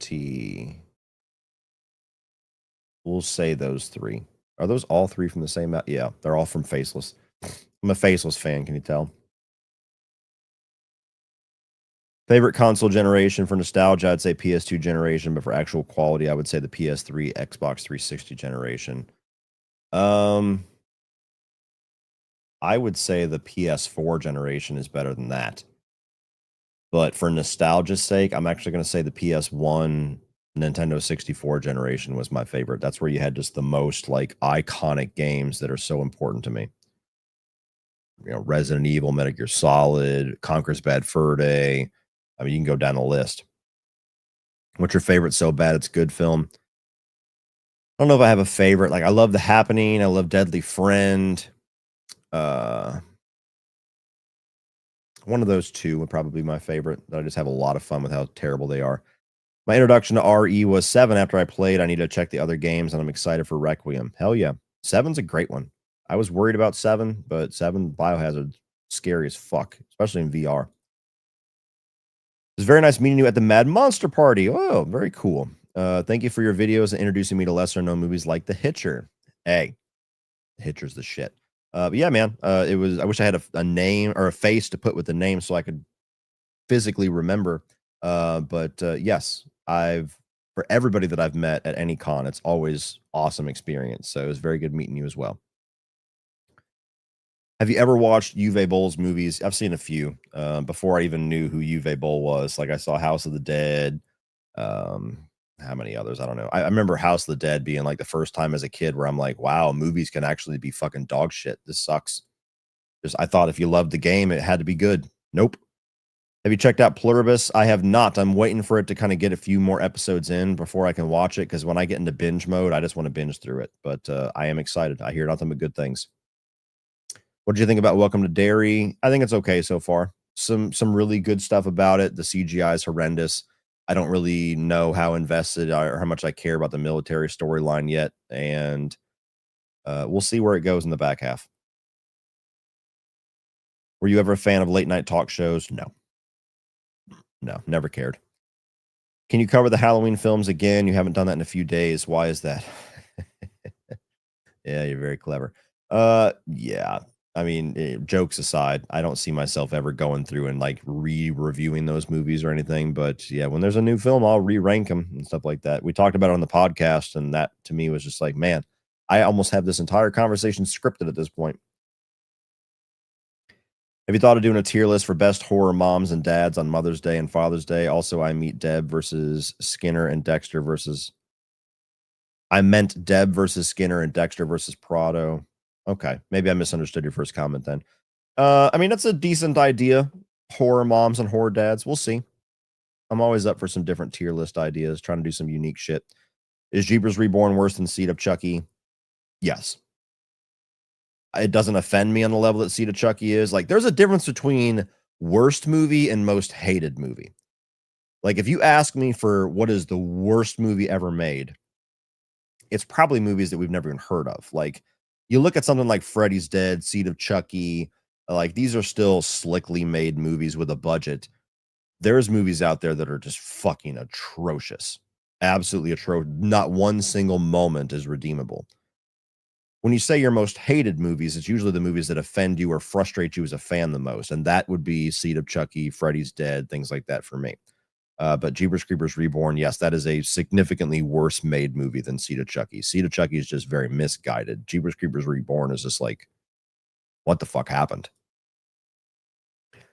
Have you ever listened to symphonic metal bands like Nightwish, Stratovarius, Blind Guardian, Within Temptation? If not, you should give them a chance. I have not. Symphonic metal bands. That is an interesting subgenre I've never heard of before. If you could make your own horror film, what would be the subgenre? My first movie is most likely going to be a vampire movie, if and when I get to make one. Vampire movie, of course, I'd love to make a slasher someday, but vampire excites me a bit more. Planning on watching, reviewing Vince Gilligan's new show Pluribus. So far, 4 episodes is really good. I enjoy your Better Call Saul thoughts. I'll review the season. I'm not going to review episodes, but yes, I'm going to catch up on that soon enough. What the fuck is going on my front door? Sorry, give me a second.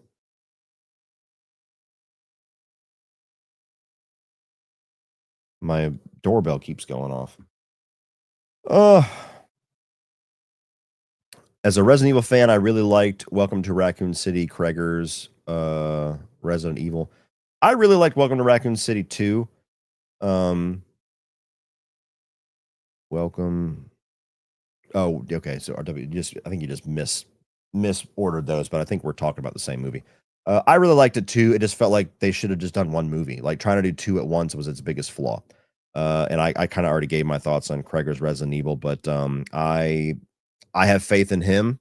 I think he's one of the few people that maybe can pull this off, but I don't like the fact that he's doing his own original thing. Can you do a review for Nuremberg with Russell Crowe? What is that?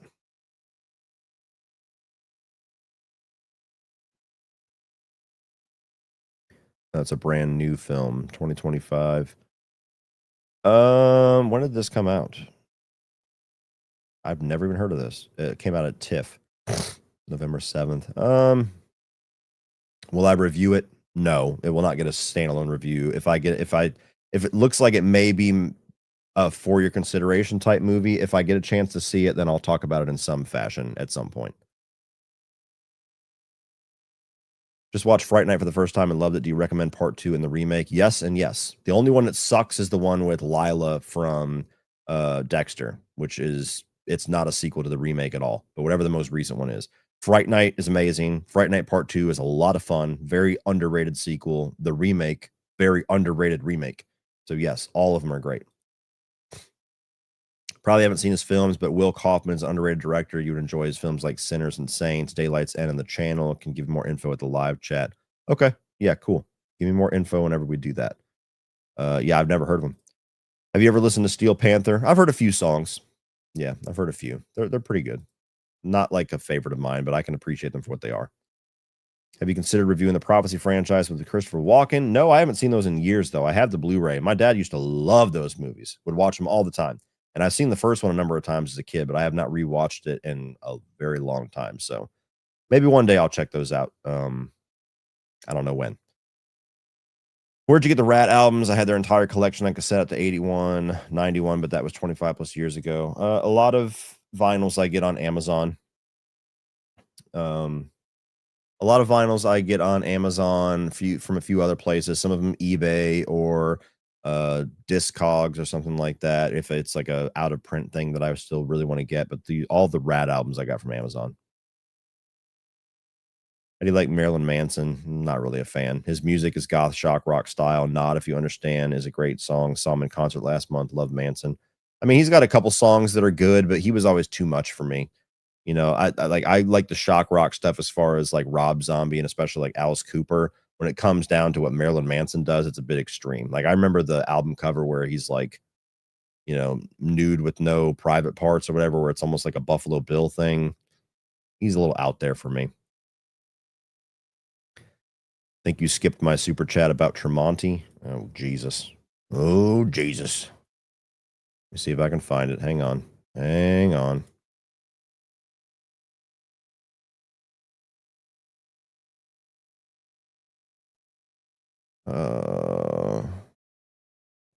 Redbeard 18 is what I'm looking for. Okay. Go back.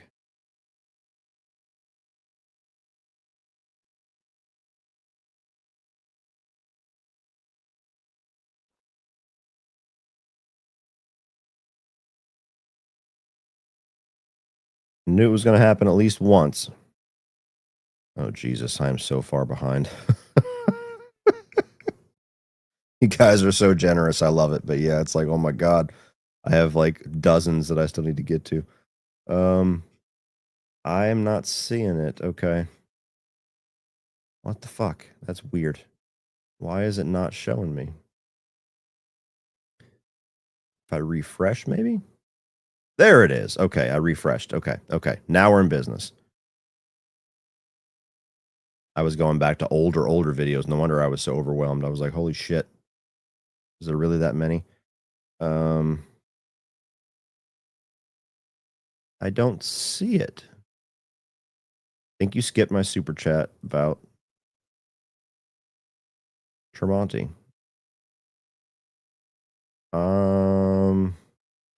I'm only going to be able to look for a few more seconds, man. I'm sorry. I mean, Tremonti's amazing, if that was the question. My favorite guitarist. I don't see it.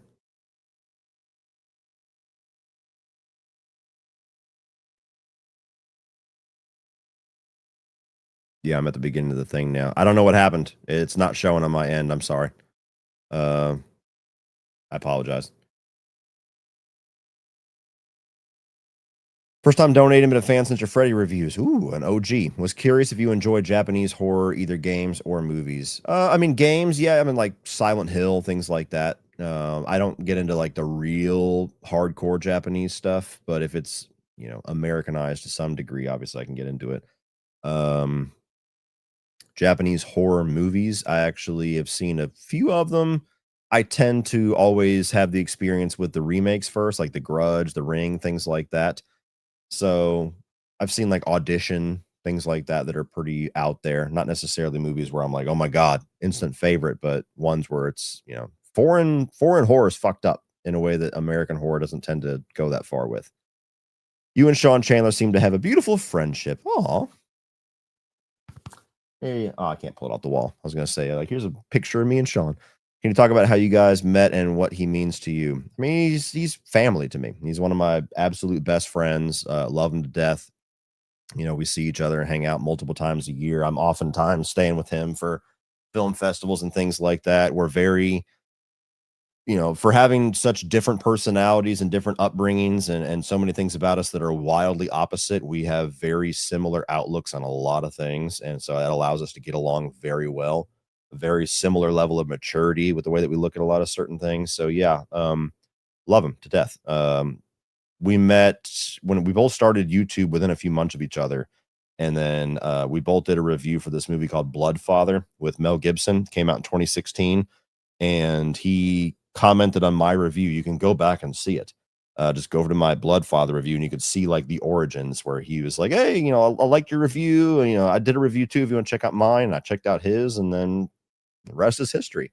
You know, we grew at different paces together, and have been stuck with each other ever since. Thank you so much. Have you seen the latest season of Monster with Ed Gein? I thought it was good, but Charlie Hunnam's voice was comical. These sinful cold cuts. I didn't think it was very good at all. I didn't.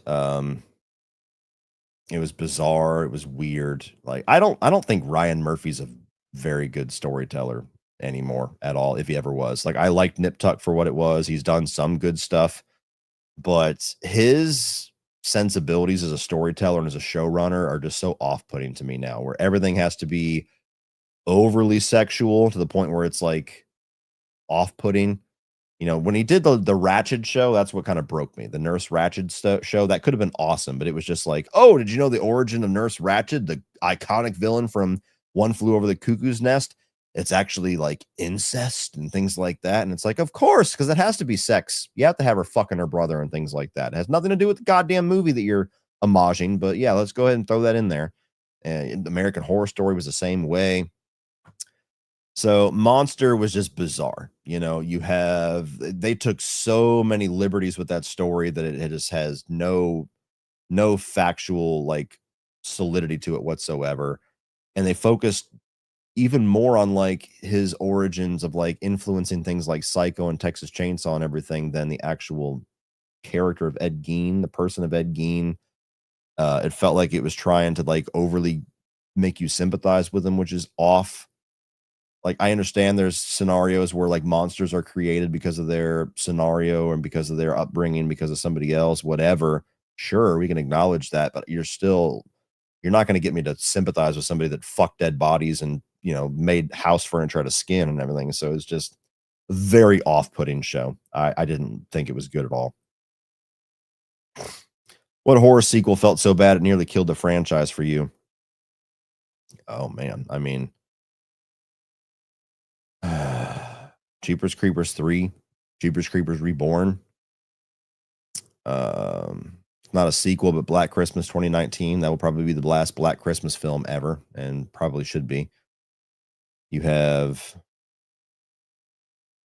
plenty of Hellraiser sequels that should have killed that franchise, but it just keeps going.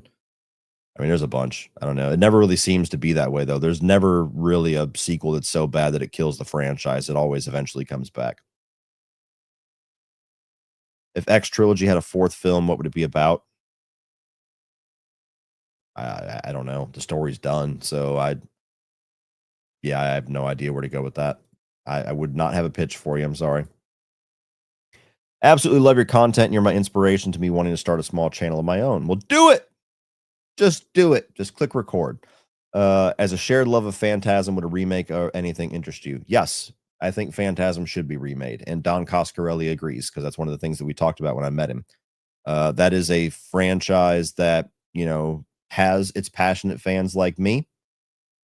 There's people that really don't get it and don't like it and never will. I think that is a franchise that is prime for having somebody come in who's a big Phantasm fan but has vision for where to take things in a massively different direction. And I'm here for it. I want to see it. So yes, I hope we hear that announced at some point in the next 5 years.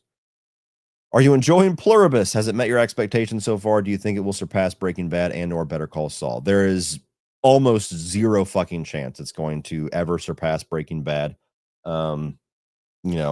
It's always easy to say nothing's ever going to trump this because it's the best ever and something always comes along that does.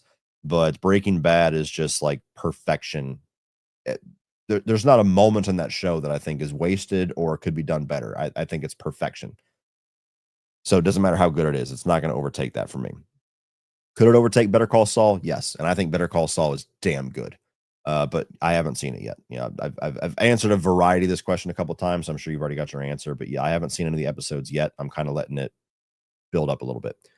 Ghostface Killer, Freddy Krueger, Michael Myers. If you had to choose one you would have coffee with, one you run into public by accident and never see again, and one would be friends with, which three do you choose?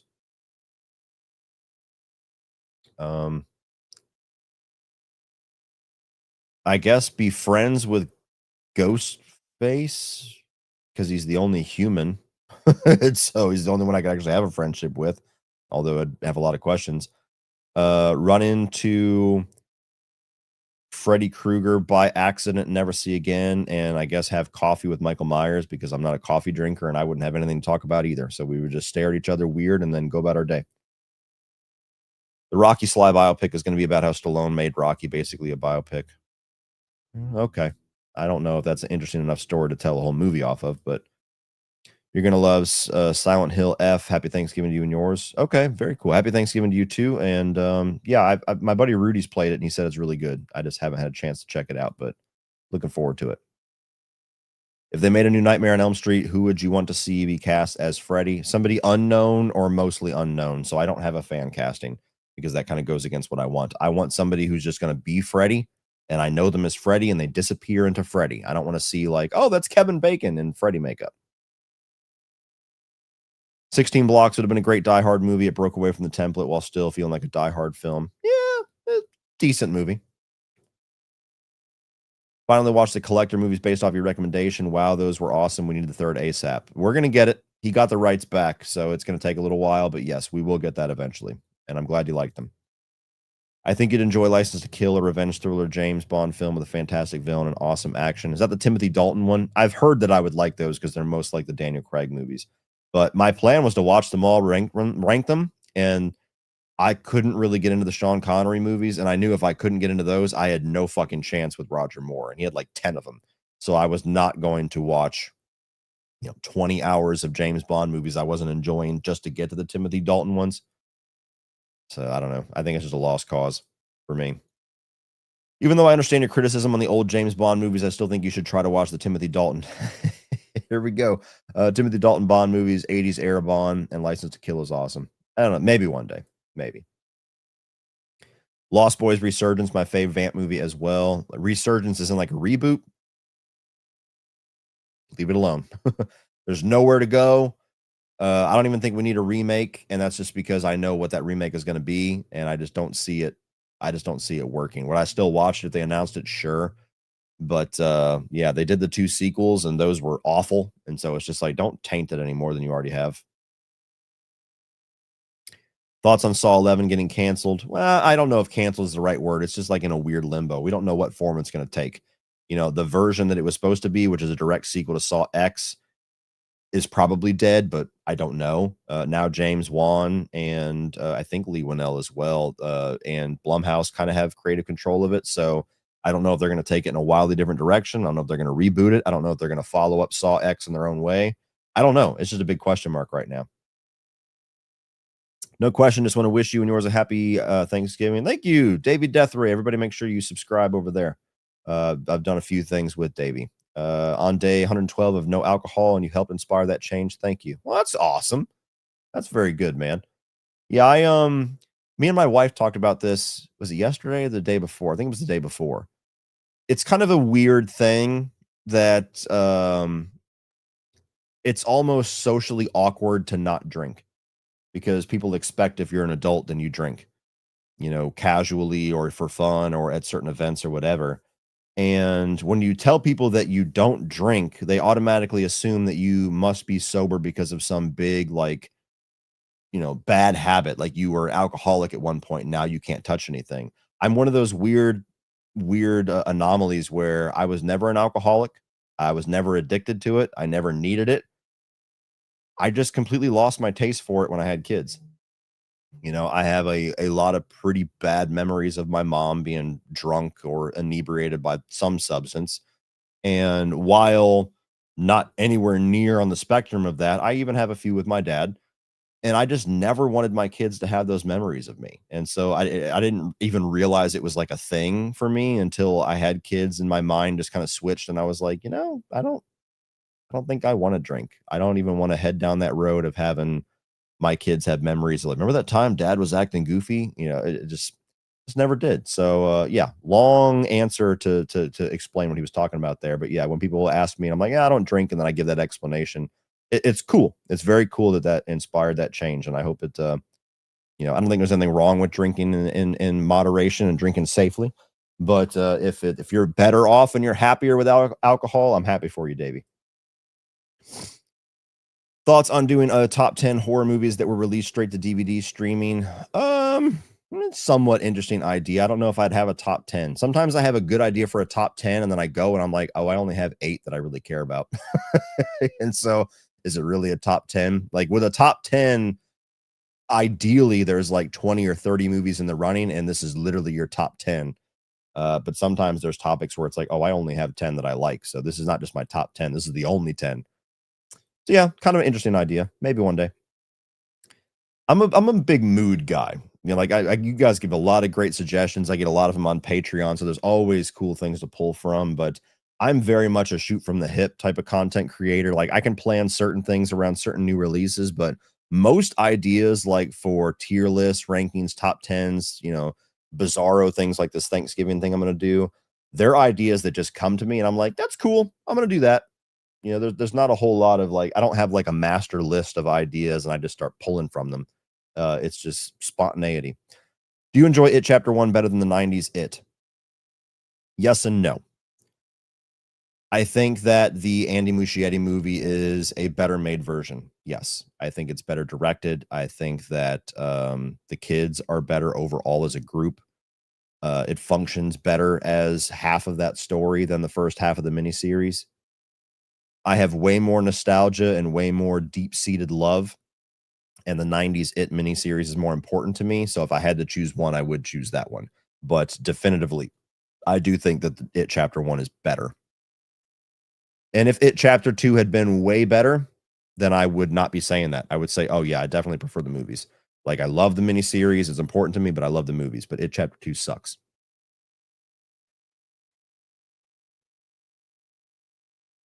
And so it does taint the legacy of Chapter 1 a little bit, unfortunately. Thoughts on my top 5 movies of all time? Django Unchained, Scarface, Rob Zombie's Halloween, A Bronx Tale, True Romance, Evil Dead 2013, Kill Bill Volume 1 to 3-way tie. That's cheating. That's cheating. That's a top 8. Or yeah, 8. Wait, no, 5, 6, 7. Sorry, I saw Volume 1 and 3. Yeah, those you take Rob Zombie's Halloween off of there and you got a really solid list. I'm not a big fan of that movie, and I think it stands out like a sore thumb among the movies that you have picked. But I love the fact that you love it. Django Unchained, awesome. Scarface, iconic as fuck. A Bronx Tale, really good movie. That was a big surprise when we did that Mob 31. True Romance is in my top 5 of all time. Evil Dead 2013 is one of my favorite horror movies of all time. Kill Bill, I've warmed up to over time. I'm looking forward to checking out the Whole Bloody Affair thing on December 4th or 5th. I got tickets to go see that, so that'll be fun. Met you at Comic-Con in Savannah a couple weeks ago. Hell yeah. Just wanted to say thank you for being a nice, down-to-earth guy. I love the content. I appreciate it, man. Well, it was good to meet you as well, and thank you so much. Assuming you're a man, by the way. Kill the Credits is not really a gender-specific name. I met some, couple ladies, and I met a couple guys at the con, so whoever's behind Kill the Credits. It was a good time meeting you too. That was a fun little, Savannah, like a dry run at Savannah having a Comic-Con. It was unfortunate that the TSA shit kind of killed a lot of the big guest intrigue. I think it would have been even bigger, but hopefully we get a chance to do something like that around here again, and I'll get to meet you again. Thoughts on Return to Silent Hill with a January release? It could go either way. It could be a nice little surprise. There's a lot of really solid horror movies coming out in January that I saw at Fantastic Fest. So January and February is actually going to be pretty solid next year. But it could also be a shit bomb and a typical January horror film. I could see it easily going either way. Here's a good one. What's a horror movie that was so good but the ending was bad? You know what? Just because I've talked so much, my brain is fried, but I did a video on this years ago. So I'm just going to look up that video and tell you what my answers were. Cody Leach, good movie, bad endings. There it is. So I had Scream 4.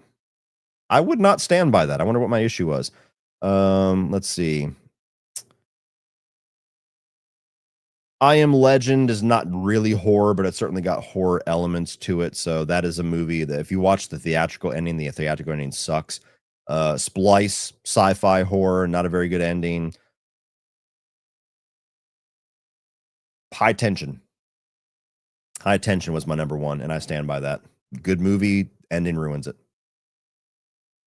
Have you played Silent Hill F yet? No, I have not. I have it. I bought it day 1, but I had 2 other games that dropped right around the same time that took my attention first, and I'm going to finish. I finished Jurassic World Evolution 3. I'm going to finish at least most of Ghost of Yotei, if not all of it, before I move on to something else, unless I just get the itch for a Silent Hill game. Hot take, Halloween 2007 is my favorite, and it's funny as heck when you talk shit about the hillbilly dialogue. It's so bad. The hillbilly dialogue is so bad in that movie. Yeah. Look, that movie's got passionate fans, and I get it to a certain extent. There's things about that movie I like, but the dialogue, the characters are just reprehensible in that movie. Would you say for the most part, child actors are not all that great in movies like Harry Potter, especially the early ones really suffer from that? No, not as a rule. There's some really fucking good child actors. It just depends. I mean, Macaulay Culkin was amazing. More recent one, you've got like Madeline McGraw, who's in the 2 Black Phone movies. She's like a teenager now, but even in the first one, she was much younger. She was phenomenal.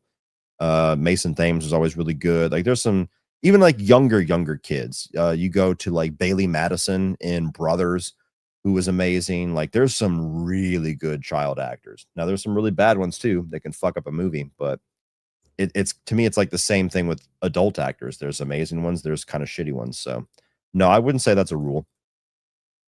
Which horror film changed your opinion on rewatch? Evil Dead 2013. That's the only one I ever think of it where I had this massive change. I did not like that movie that much when I saw it in theaters. I don't know why. I don't know if I was just expecting a wildly different film. But I bought it like at a bargain bin thing for like Black Friday or some shit, and I just randomly threw it on one day as background noise, intended to be background noise. And within like 20 minutes, I was engrossed and I was like, this movie's fucking awesome. What the hell is my problem? And it's my favorite Evil Dead film now, and one of my favorite horror films of all time. Have you watched Eden Lake Mindfuck? I have not, but I have been told to watch it so many times. And my buddy Chuck, I think that's his favorite horror film. So it will happen sooner than later.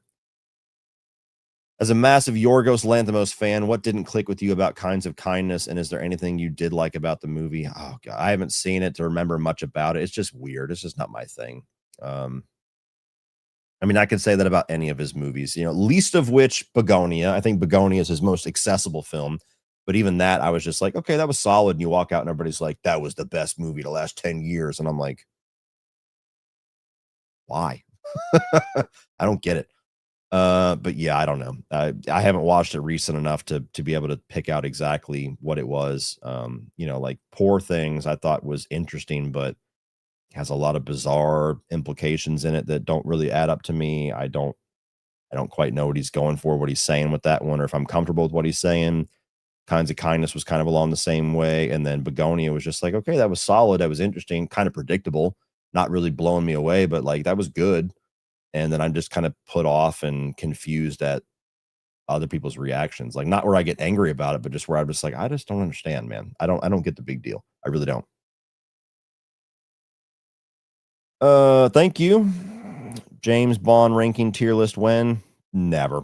Like I've kind of answered this a couple of times, but I just can't force myself to get into the old James Bond films. They're just not for me. And there's so many of them that I'd have to watch like 17, 18 brand new films that I have no interest in watching. And that's a lot of time and a lot of work for a video that not a lot of people are going to watch. So, unfortunately, not going to happen. Couldn't find it either, but thoughts on his new album and Alter Bridge singles. Oh, Tremonti. I'm sorry. Okay. I was like, couldn't find new album for what? Thoughts on his new album. Well, he doesn't have one brand new. When was his last album? It was like a couple years ago, wasn't it? The end will show us how. Oh, that was this year. Honestly, I haven't really given it a fair shake yet. I I don't know why. I don't have an excuse for why. I just haven't really listened to it yet, so that's kind of surprising me. I thought that it's been a while since his last album. New Alter Bridge singles, so there's two of them. Musically, I think they sound pretty good. They're a little heavy, and I like that. Vocal wise, the melody of the vocals are a little too melancholy for me to where it sounds like so many other Alter Bridge songs. And Alter Bridge is one of my all-time favorite bands. I've got the Blackbird on my arm.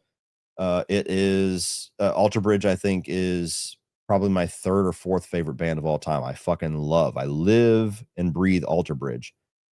But they have recorded and written so much music within a short period of time that I do feel like they're starting to have a little bit of sameness to their music.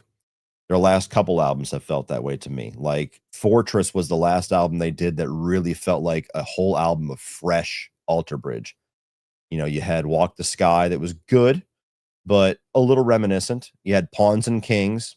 It was good, but even more reminiscent. And then you have these two singles, which are kind of the same thing for me. They have a self-titled album coming out in January. Usually self-titled albums are some kind of a creative reset or some kind of a standout thing most times. And so I was expecting that. When I heard the singles, I was kind of underwhelmed. I'm like, okay, musically it sounds good, but I still feel like I've heard these songs before. So I hope the album has a lot more in store that's up my alley than the two singles. You got to think between Alter Bridge and Tremonti and Slash and Miles Kennedy Solo, and then I'm sure before long Creed.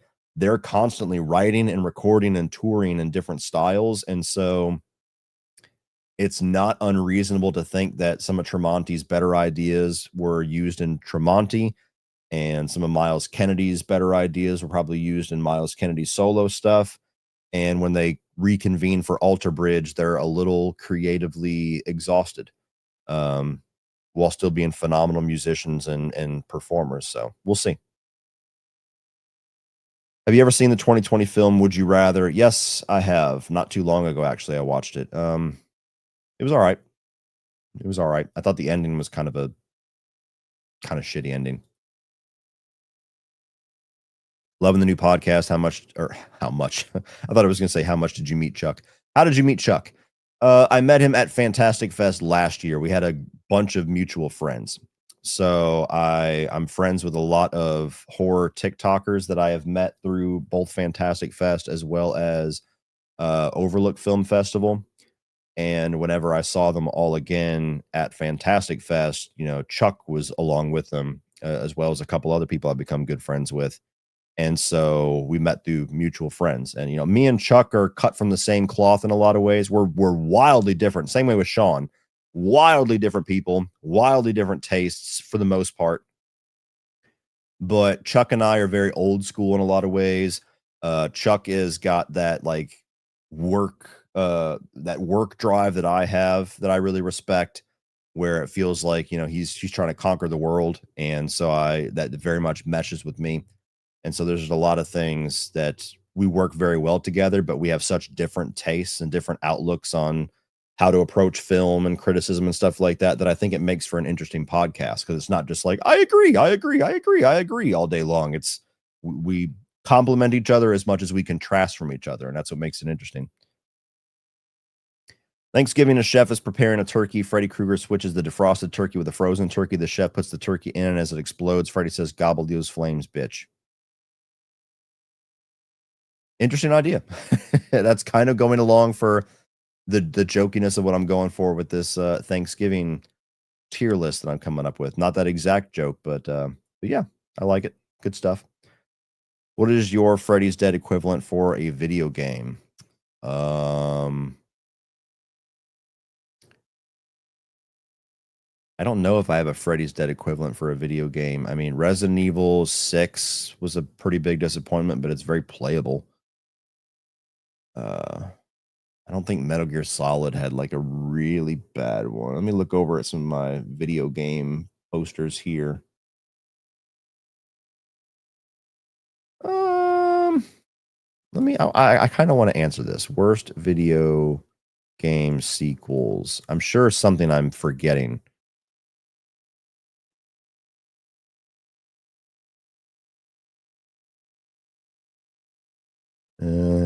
Resident Evil 6. Dead Space 3. Again, very playable, but that was a misstep.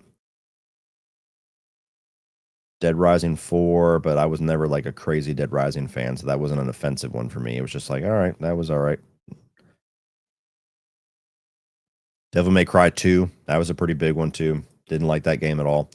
There's not a Freddy's Dead equivalent of a game sequel that's just so offensively bad. It's like, what the fuck? There's just, disappointing ones. How many Guillermo del Toro films have you seen? I'm curious to know your opinion on Mimic. I have seen Mimic, but not in years. So I have seen most of his films. I didn't see Nightmare Alley. I know that's the most recent one. I didn't see Shape of Water. I've never saw Hellboy 2. All the other ones I've seen. But yeah, he's a good filmmaker. Mimic is interesting because that's one of those movies that, like, he had one version of it and the studio kind of interfered. So you have like a pseudo director's cut that came out years later. It's an interesting movie, but I don't think we've ever seen the best version of it. Have you seen Christy? Sydney can actually act. I mean, I was convinced of that when she did Immaculate. I thought she was very good in Immaculate, especially in the third act. So it doesn't surprise me. But yeah, I have not seen Christy. I don't know if I'll watch that one or not. I have the screener for it, but I haven't had time to check it out.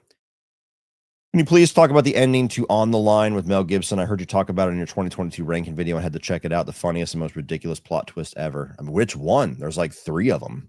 I'm not going to do it here because I don't want to spoil the movie for people. But yeah, if you want like a so bad that it's entertaining experience, look up a film called On the Line with Mel Gibson. It came out a couple years ago. And it's essentially he's like a shock rock radio DJ where he like is known for being this crass personality. And he gets this phone call from somebody that says, "Hey, I have your family at home held at gunpoint, and you're going to do what I say or they're going to die." And so he has to stay on the line with this, terrorist, this hostage taker. And where the movie goes, the third act has like 3 twists back to back, and each one is more asinine than the last one. So I remember watching that movie as just like trying to fill out more films by the end of the year. And I was laughing my ass off at how ridiculous it was. So yes, that's a good little guilty pleasure thing if you need one. Thank you, Simon. Hey, this is the first time I checked out one of your live streams. Good stuff. What is your thoughts on the Paranormal Activity franchise? Well, welcome. Glad you got to check in. And not a fan. I'm not a found footage guy. So most found footage movies, I'm not a fan. I think Paranormal Activity 3 is easily the best of all of them. And that's still a movie that I would like maybe give a 3 out of 5 to. The first one, interesting enough for what it did. I remember downloading it actually back in the day because you couldn't even find a copy of it in theaters. And I was like, okay, interesting. Never watched that again. Paranormal Activity 2, maybe slightly better, maybe not.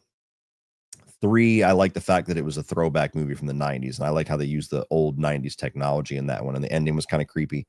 All those movies, for the most part, have the same problem, though. They're boring as fuck until the last 10 minutes, and then they get intense, and then they end, and they don't really end. They're just like, see you next time. I never really felt like they actually came together in any kind of a cohesive way that made it satisfying as a franchise. Then you started to get these bizarro ideas in the last couple of them. So yeah, I'm not a fan of that entire franchise, really. If I had to pick one, it would be 3, but 3 is not a movie I'm ever itching to watch again. We'll be getting a Silent Night, Deadly Night ranking video. I know they'll be difficult to get through, but would love to see it. Yes. I actually, just an hour before I went live, added that to my calendar just to make sure that I was reminded of it. So we have the new Silent Night, Deadly Night coming out in a couple of weeks that I was a big fan of. Excited for you guys to see it. And I will watch through all of them and do a ranking on, what is it, the 12th, whatever the day the new one releases. So yes, that will be happening. Watching your channel since 2017. Oh, almost back to the beginning. I know you're into cooking. What channels do you recommend watching for someone getting more into it?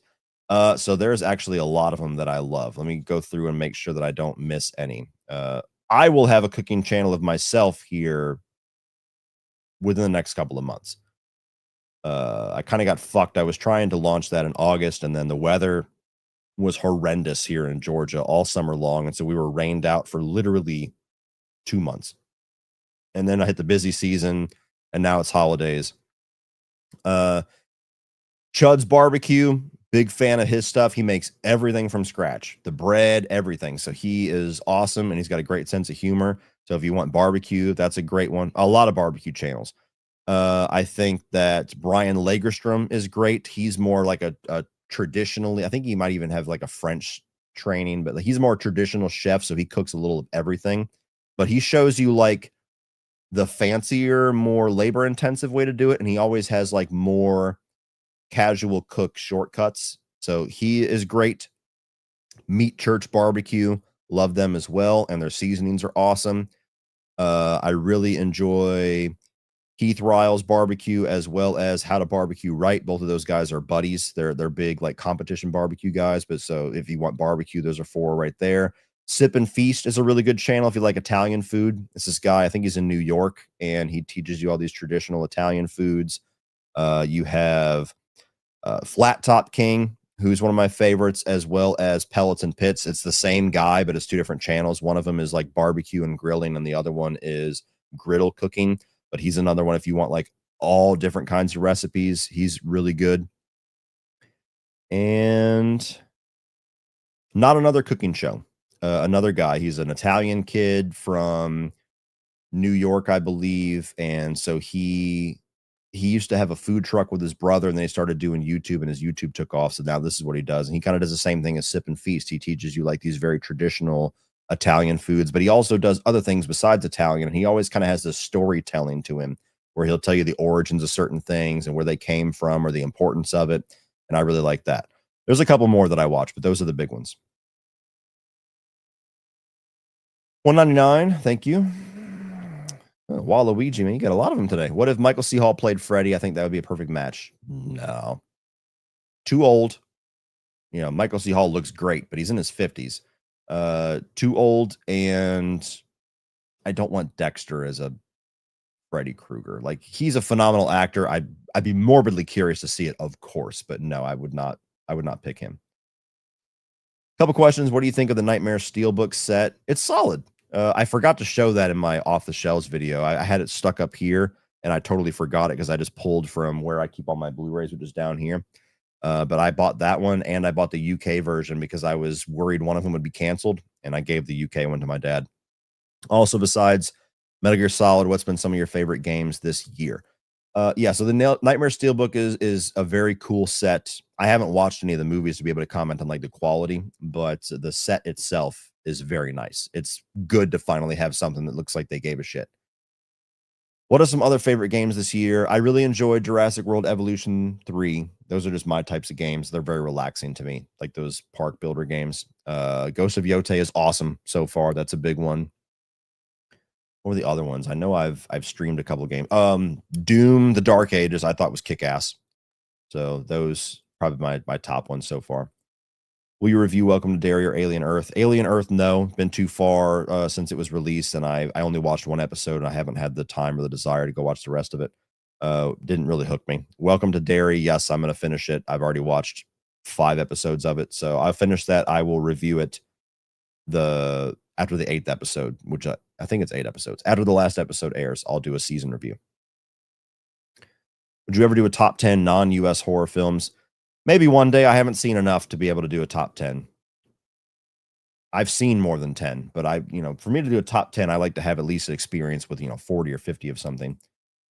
Your recommendation of Summer 84 got me to blind buy it. Been subscribed ever since. Amazing. Hell yeah. I love that movie. Ever think of making a blind recommendation segment? I mean, that's kind of what all my reviews are, honestly. Like I haven't done very many this year, but last year I tried to give like a hidden gem review once a month. I want to eventually get back to that. I just haven't really been able to. But yeah, that's what kind of my throwback reviews are. Is like, hey, if you haven't seen this, go check it out. Looking forward to Alter Bridge's new album. Kind of just answered this question. Yes, I'm looking forward to it. I'm not crazy about the sequel or the single so far, but I've already pre-ordered the vinyl. As looks like you did too. I already have the vinyl pre-ordered. You're the man. Love your content. It's cool to see you get into vinyl. Yeah. So I appreciate it. Yeah, I pre-ordered the vinyl and I bought concert tickets for next year and the meet and greet. So I'll actually get to like meet everybody, which would be really cool. Why do you sound like you're from the north? Because I was born in Ohio. So I spent 14 years in Ohio, and then I moved down here, and I've been down here for 20 years. So it's probably a little bit of a mix. Like, people say I have a southern accent, and I'm like, no. Like, maybe there's moments, maybe there's like slight little twangs here and there to how I speak versus if I lived in like Boston or some shit. But like, yeah, my dialect was very much bred out of the north. You think other than Day of the Dead, the remakes are better than the originals? No. I mean, I didn't think that the Night of the Living Dead remake was better than the original.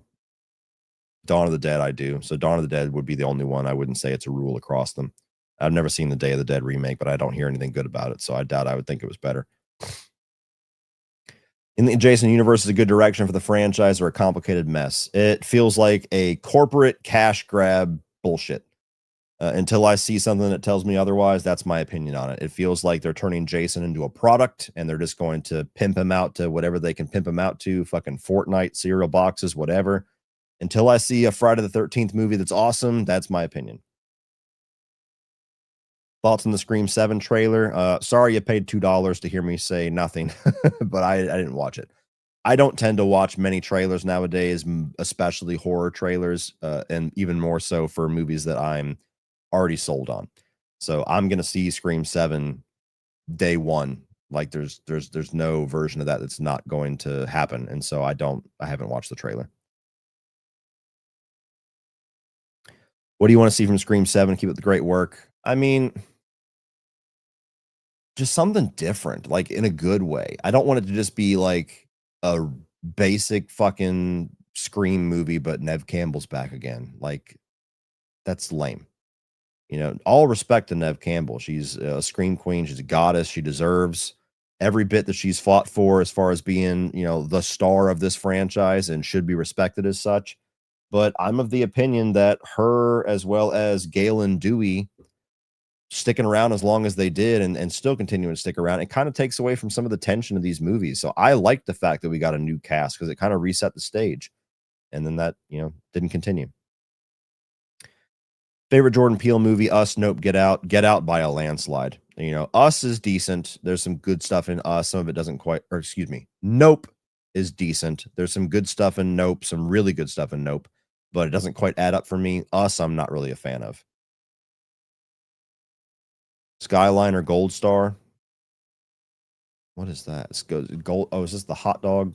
Is Gold Star?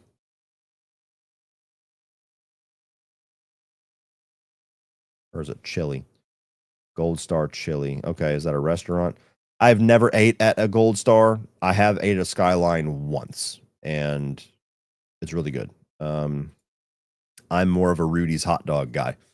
A little shout out to Toledo, Ohio. But I'm gonna have to choose Skyline because I don't have a basis for comparison. Love a channel. What do you think about the Shiny 1997 series? Any chance you would appear at Frightmares in Niagara Falls? Love Dennis. Almost zero chance on the Frightmares unless I was invited to it. That's a pretty big trek for a con. The Shiny 1997 series I've actually never seen in its entirety. I've seen chunks of it. I don't think I would enjoy it so much. I'm sure there's probably pieces of it that are interesting, but it's going to pale in comparison to the movie for me. Pretty guaranteed.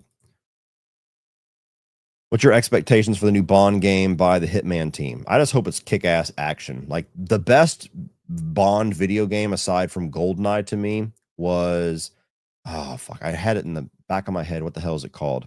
Bond game, GameCube. Everything or Nothing. Everything or Nothing was a game that came out on the GameCube where it was a third-person James Bond game, and it was fucking badass. That's kind of what I want this to be. James Bond games are always first-person shooters, and none of them are as good as GoldenEye. So it's like, do something full-on third-person badass action. That's what they're doing. So hopefully it kicks ass. Cody, me and you played Helldivers 2 back when it came out. Have you played Expedition 33 or Kingdom Come 2? If you like RPGs, they are amazing games. I haven't played either of those. Helldivers 2 I was sucked into for a while, and then I fell off of it quick once they started fucking with all the, you know, nerfing certain guns and fucking with how things worked, and it just started to piss me off. So fell off of that one. I've never heard of the other two, honestly, but no, I haven't played them. Hey, you should check out the metal band Trivium. Saw them open for Megadeth at Irving. I got into Song, The Sin, and the Sentence. Great band. I know Trivium. I owned one of their albums back in the day. Whatever the one that was like them trying to be like Metallica, where they stopped doing a lot of the screaming vocals and it was more like straightforward. I owned that one. I owned the album. Fuck, what was the name of it? I owned like two of their albums back in the day, and they've got a couple of good songs. I just don't like the screaming. I don't like the Cookie Monster vocals. Any band that does that predominantly, I just can't get into it. Like, as far as I can go is Killswitch Engage, because they mix it up a lot. And I can get into their stuff, but even some of their stuff doesn't work for me. But Trivium, yeah, if he would just sing predominantly, I would really like them. But as soon as we get into that stuff, I can't stand it. Big love from Scotland. What's your opinion on the direction of the Halloween franchise should go after the ending of Halloween ends? Oh man, okay. So the only thing that would kind of interest me, I did a video on this. If you search my channel back at the end of October, you could find it. So it's not that far away, or you can just search Cody Leach Story Breakers. But we did this podcast on the Story Breakers channel, and I ended up putting the video on my channel where we kind of pitched and in real time made our own Halloween film. And the idea that I really pushed for was having a direct sequel to the original Halloween that takes place a year later in 1979. So you get a period piece movie. You can keep the aesthetic of the original film and not have anything to do with Laurie Strode. You know, the Strodes move away, and then he comes back to Haddonfield a year later. And there's elements of that we've seen before, but I tried to push it in a direction that we haven't seen before. So on its surface, it might not seem unique, but go check out that podcast. It was fun. Found your channel at 19 years. The channel taught me how to swear, but not just for profanity, for sentence enhancers. Happy Thanksgiving. Well, if that's my legacy in your household, then I can appreciate it. But yes, happy Thanksgiving. Thoughts on Sleep Token? What is that? That sounds familiar. Is that a band? Oh, I have no idea who that is. That looks like a fucking villain from Devil May Cry or some shit. I've never heard of them. Is it like a progressive metal band? Probably. Yeah. I've never heard of them, man. They look a little wicked. Gonna be a weird question. Did you prefer Iron Claw over The Long Walk? I know they're different movies, but both very depressing. Iron Claw is the better movie. Long Walk is more rewatchable, I think. Iron Claw was so powerful that I don't know if I'd ever rewatch it. But on a year where so many movies made me feel nothing, Iron Claw made me feel so much. And so that ended up being my favorite movie of the year, even though that doesn't feel like a thing that I would pick. The Long Walk is very good. It's not going to be in my top 5 of the year. So yeah, Iron Claw over Long Walk, but I would rewatch Long Walk quicker. Fan of Jeremy Saulnier, Blue Ruin. Jeremy Saulnier.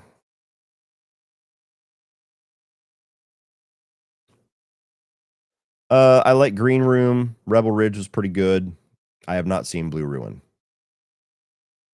Did he do The Order too? The Order was okay. Love the content, help get through rough days. Well, I'm glad. I've been there, so I know how important that can be. Ashamed to say, never seen The Thing until last week. Hard for me to debunk Childs being The Thing because the coat room details. Also, Fly 86 review ever. I haven't reviewed The Fly, have I? Yeah, for sure. I don't know when, but yeah, definitely going to review that. Yeah, I mean, I know all the different rumors and thing. I just kind of like. I kind of take the approach of Inception. Like when people say, "Do you think he was awake at the end?" Like I can give you a reason why I think he is, but I think the bigger point is that he doesn't care. That's the actual ending. It's not is he or isn't he? It's that he doesn't care anymore. That's the end of his character arc. And I think it's the same thing with The Thing. It doesn't matter if it's Childs, if it's McCready, if it's neither of them. It obviously wouldn't be both of them because the point is, even after all that, they still don't trust each other and they are going to die together because that's all they're left with. And so I don't know. I kind of approach the ending that way. Have you ever watched the Pink Panther movies? I think I've seen a good chunk of the Steve Martin ones, but no, never seen an entire one. What's the last horror movie that truly scared you? I don't know, man. Like, there's not really movies that scare me. Like, 1990 scared me as a kid. Pet Sematary scared me as a kid. I actually thought Gothica with Halle Berry was pretty creepy at the time. Session 9 was really creepy. Conjuring was pretty solid, especially when I watched it at home. I don't know. Yeah, that's a good question. I don't the last horror movie that truly scared me. I don't know if there's ever been one that's like truly scared me. I've just always been kind of like, oh, that was a freaky moment. What is your opinion on the live adaptation of Cat in the Hat with Michael Myers? Not very good. Not very good. I think he was the perfect casting at the time. It made perfect sense why they would want him to be Cat in the Hat, but the movie was not very good. They did not capture what I would say was magic with the Grinch movie. I know some people don't like that one, but I do. What movie do you prefer, Fight Club or American Psycho? Personally, I prefer American Psycho, but Fight Club is great too. I would go Fight Club all day long. I've seen American Psycho once. It's very good. I'm due for a rewatch. I've seen Fight Club many times. So by a landslide, Fight Club. Dumber plot twist, On the Line or Serenity? I don't remember the plot twist in Serenity. I'm gonna say On the Line because there's like 3 stupid ass plot twists with that one. And I don't. Oh, Serenity. Okay. You said Serenity, and I'm thinking of Firefly, not the fucking Matthew McConaughey movie. Serenity. Serenity was the dumber one. Z-Man, thank you. All right, we're down to 14 super chats. Hello, Cody, texting you because you always have kind and comforting words. I'm glad to hear that. I unexpectedly lost a very close friend of mine today. Oh, I'm sorry. I'm sick to my stomach because he invited me to hang out last week and I said no. I mean, me telling you this isn't going to change anything, but don't beat yourself up over that, man. Because I mean, we don't know when we're going to go. I could walk outside right now and get hit by a fucking bus for all I know. It doesn't mean, people that didn't spend my last moments with me are guilty because they didn't know they're going to be my last moments. So I know it's just, yeah, it's part of the grief thing. I'm sorry that happened. Hopefully, this stream has brought some relief to you, at least distracted you for a little bit. But yeah, it'll take a little while for you to get over it for sure. Nothing I'm going to say is going to make a difference, but you didn't. There's nothing to feel guilty about. You always have that regret. I mean, I had it with my grandmother. She was on her deathbed. Basically, I didn't realize it was her deathbed because we always hung on to hope. And the last time that I actually spoke with her, I told her I was going to come back and see her later, and then we got busy and we didn't come back because I assumed she'd be okay the next day. And then she was never conscious again. And there was a point where I felt guilty about that because I was like, wow, I told her I was coming back. For all I know, she was sitting there waiting for me to come back, and then that was her last thought of me. Like, I don't know. I'm getting choked up thinking about that. I gotta stop. But yeah, I mean, we never know, man. We never know. So I'm sorry you lost your friend, and I hope the grief stage goes by quick for you. What are your thoughts on Skeet Ulrich and Matthew Lillard reunited in Five Nights at Freddy's 2? Very excited to watch it on 5th of December. I don't even know if I knew that. I mean, I don't imagine that's going to be a big piece of the movie. So it's just going to be like, oh, hey, they're in the same movie. Doesn't really move the needle for me. I mean, maybe it's cool. Maybe they'll be together as villains. I don't know. Here's my hidden gem recommendation: The Devil's Rock. I've never heard of that one, but there you go, guys. I have Alter Bridge tickets as well. M&G would be cool, though. Meet and greet, yeah.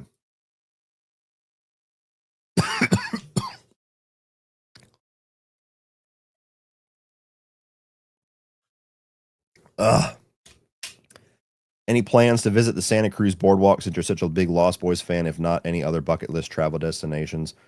I would love one day to travel the US and go to a bunch of different movie locations. Like that would be my dream vacation. Like after our kids are out of the house and me and the wife have, a month or so and a little RV or some shit like that, just travel the country and go to all these different states and check out movie locations and eat, and that would be amazing.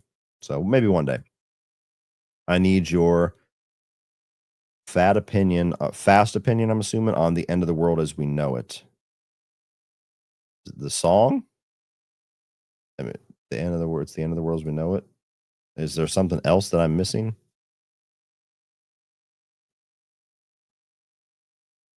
End of the world as we know it. The REM song.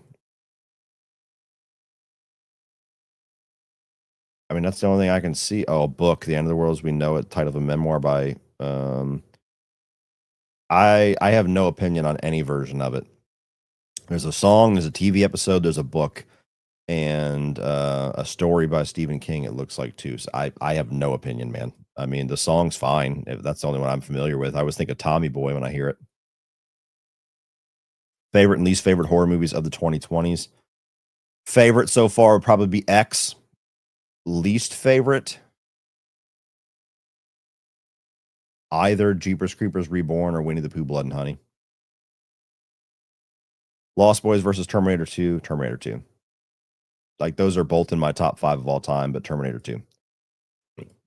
Thoughts on the upcoming Hellraiser video game? I don't have a whole lot of thoughts because I'm not overly familiar with it. If it's a multiplayer game, I could care less. If it's actually going to be something different, then I'm intrigued. Delete one comic book movie director, choose one to direct one. What? Delete one comic book movie director and choose one to direct one. Okay. If I'm deleting one, I'm deleting Zack Snyder. And I love Man of Steel. Well, hang on. Shit, this is difficult. I'm not deleting Sam Raimi. For sure. He's the last one I'm going to delete. The Russo brothers, I'm also not going to delete. It's between James Gunn and Zack Snyder. I think James Gunn has made more comic book films that I like, but he has not made one that I love on the level of Man of Steel. I'm still going to delete Zack Snyder though, because I'm not. I don't know. That's my gut reaction in the moment, but yeah, that's a tough one. Excited for Stranger Things season 5? Not really. I mean, when I start watching, I'm sure I'll enjoy it, but I didn't even know that it was premiering tomorrow. Imagine a Cabin in the Woods type movie with Tina, Alan, Buster Rhymes, Glenn, Glenda. Oh my god, dude. My own version of hell. My girlfriend and I met you at this year's Fantastic Fest closing party. She asked you about your Jaws shirt. Where did you get it again? We can't remember. Happy Thanksgiving. Um, it's most likely the one that I got from Gutter Garbs. Let me double check. Jaws Gutter Garbs. It's probably that one. Either Gutter Garbs or Fright Rags. That's where the lion's share of my shirts come from. So check both Gutter Garbs, Fright Rags, and you'll find which one. I have a couple of them, so I don't remember which one it was. Been watching you since 2019, even got my bro watching you. Well, that's awesome. So shout out to all you do. I guess this is a more personal question. How do you separate family life from work life? Much love. You just kind of balance it. I try to do a lot of work when my family's asleep, whether it's podcasts, whether it's recording or editing something. So that helps. I also am the only person home during the day, so it's easy for me to get some of that stuff done during the day when everybody's at school. My wife's at work. Sometimes it doesn't work out that way because I also have, the gym and grocery shop and a few other things.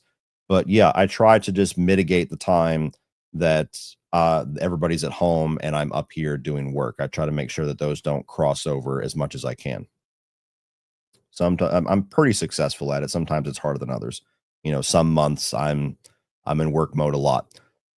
I'm a huge Resident Evil fan. Are you excited for Resident Evil 9? Excited for the movie? I trust Krager to not mess it up. Fingers crossed. Yeah, I hope so. Am I excited for Resident Evil 9? Very intrigued. So, yes, I need to see some more from it. I want to see some more about where this ties into Raccoon City and who else is going to be in it or whatever. But, the little demo thing that they showed where you're, hiding from the monster, it's like, okay, cool. I want to see a little bit more, though.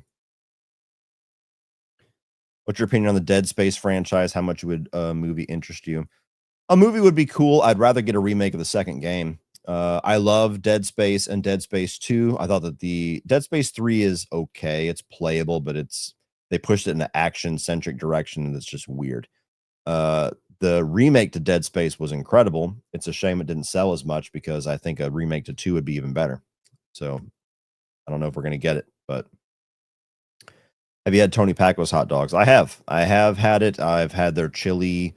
It's more easy to get that than it is Rudy's chili, but their chili is canned. So I've had that here in Georgia, like shipped to my house numerous times. It's good stuff. Any thoughts on Dream Eater and The Descendant? The Descendant, or is it The Decadent? Which one is it? The Decedent? I don't know what that is. The Decedent? Okay. Yeah, I have not seen that. I have not seen Dream Eater either. My buddy Chuck has pushed that one pretty hard. I have a screener for it, but I haven't had a chance to watch it. I know it's found footage, so again, I'm not really that motivated to check it out. He told me, he's like, "I'll get you a screener, but you're gonna hate it."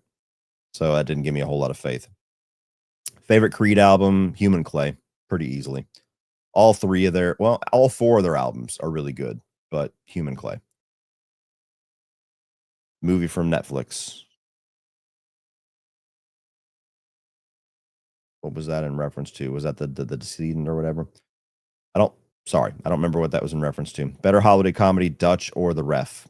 I'll take The Ref, but I love Dutch. They're both yearly watches for me. What is your favorite Tom Hanks movie of all time, since he's my favorite actor? Forrest Gump, pretty easy, that one. Forrest Gump's amazing. I love Catch Me If You Can. I love Big. I really enjoy Turner and Hooch. What else? Toy Story, of course, but yeah, Forrest Gump easily is number one. My mistake, Leave the World Behind. What the hell is that? Leave the World Behind. Oh, I never saw it. Yeah, the movie that The only thing that everybody was talking about when this came out was like, oh, the Obamas produced this. So it was like this big political discussion. I never saw it. I know it's like a global warming movie or something shit like that, right? It's got Julia Roberts, Ethan Hawke. Yeah, I never saw it. Here's my movie recommendations. Killer Bean Forever from 2009, I think is when it came out. Killer Bean Forever. That is an interesting title. It's an animated film that I not interested in that one.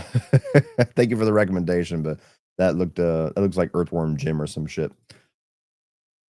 Been watching for years. This is my first time commenting. Just curious, what would be your top 5 video games of all time if you could say? Metal Gear Solid, Resident Evil 4, The Last of Us, Conker's Bad Fur Day, and Sonic the Hedgehog 2. This one's more so just important to me because it was my first video game ever, but that's just rattling off top of my head. The first 3 that I gave you are definitively my top 3 favorite games of all time. So for some others, you would have God of War and God of War Ragnarok. I absolutely loved those. You would have Resident Evil 2. You would have Uncharted 2 and Uncharted 4. You would have Splinter Cell, Chaos Theory, and Splinter Cell. Fuck, what is the name of the one? Shit, it's the one where it became more actiony. I can't remember the name of it.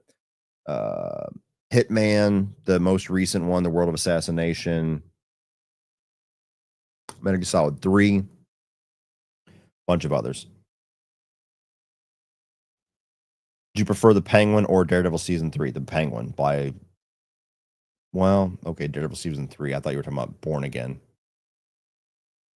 I would probably still lean towards The Penguin, but it's a very close race. Daredevil Season 3 is the best Daredevil season. Do you have a favorite roller coaster theme park? Cedar Point, and I would say the Millennium Force, but or what was the one called? They had a new wooden coaster that I rode for the first time this year.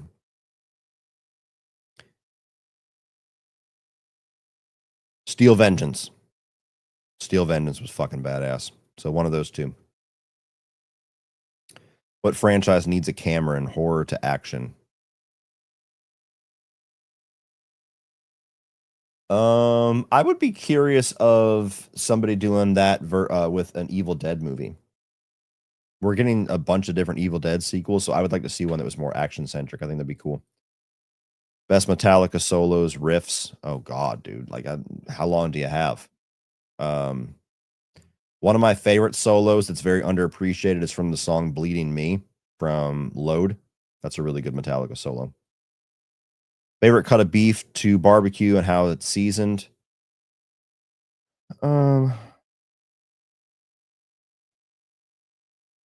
Let's see.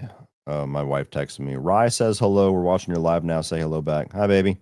And wants to know your favorite dog breed. Huskies, of course. Favorite cut of beef to barbecue, how it's seasoned. I don't know. I'm much more a fan of pork barbecue than I am beef barbecue. Brisket is great when you do it right, but it's a lot of work and it's very easy to fuck up. I've only made 2, and it'll be a while before I make a 3rd one. I've done smoked chuck roasts, and I've had that be very good. I've also had to be very disappointing. I don't know that I have a lot of weird failures with smoked chuck roast where it feels like it never gets tender enough when it absolutely should. Like, it's past a temperature where it's like there's no reason why this shouldn't be fucking falling apart, but it's still kind of tough.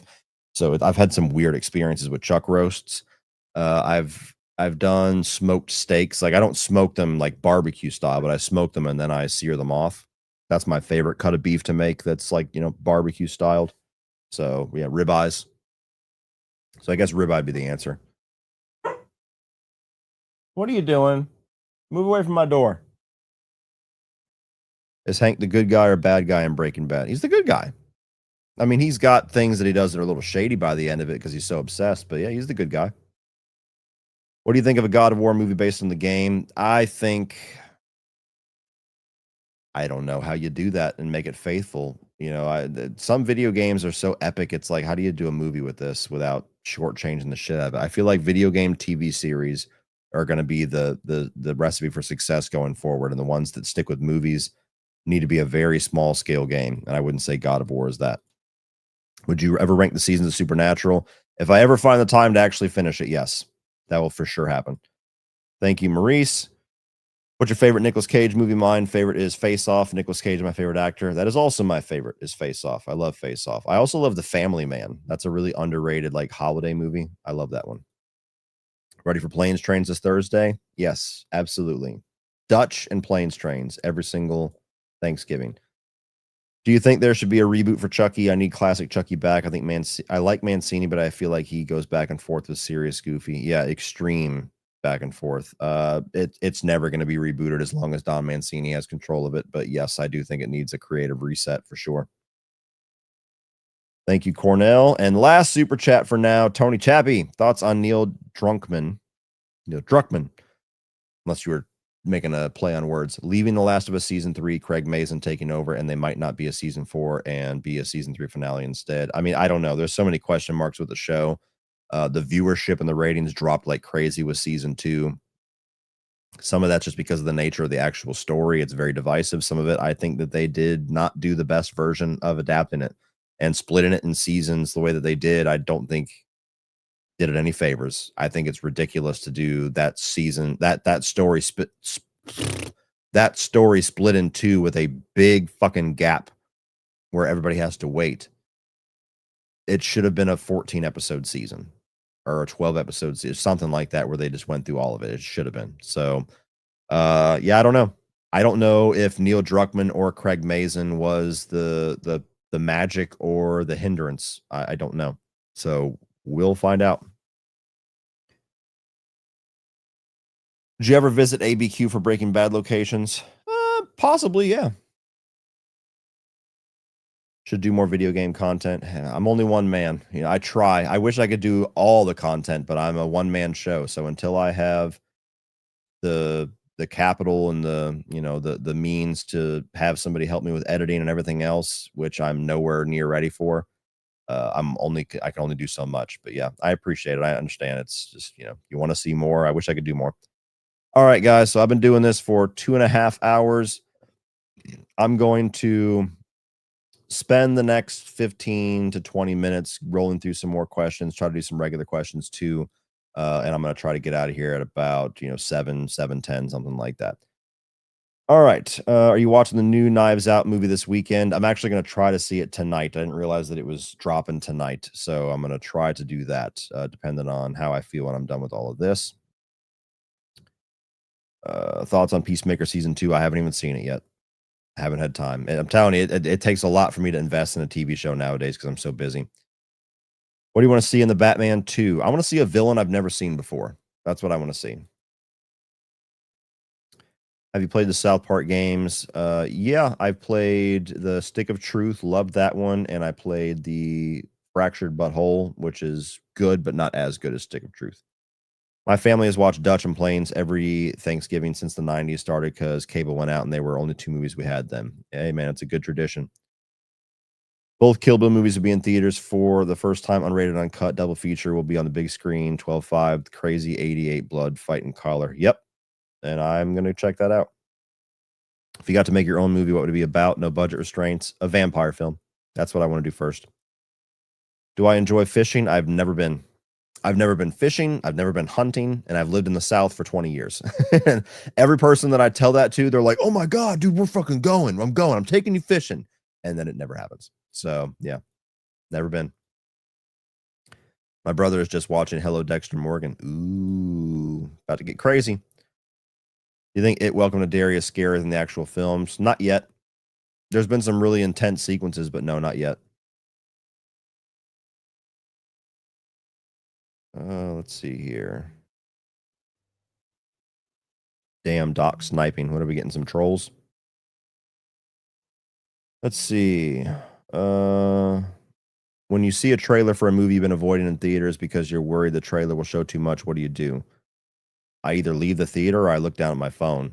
I've got it down to a discipline. Like I'm fine to be in the same room as a theater and that or a trailer and not pay attention to it, and it doesn't mess it up for me at all.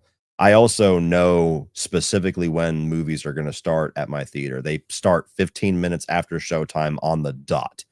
So most times I walk in and show up and get my drink right about that time when they're doing like the flashback cinema and stuff like that. So the trailers have already played. So it's very easy for me to avoid them.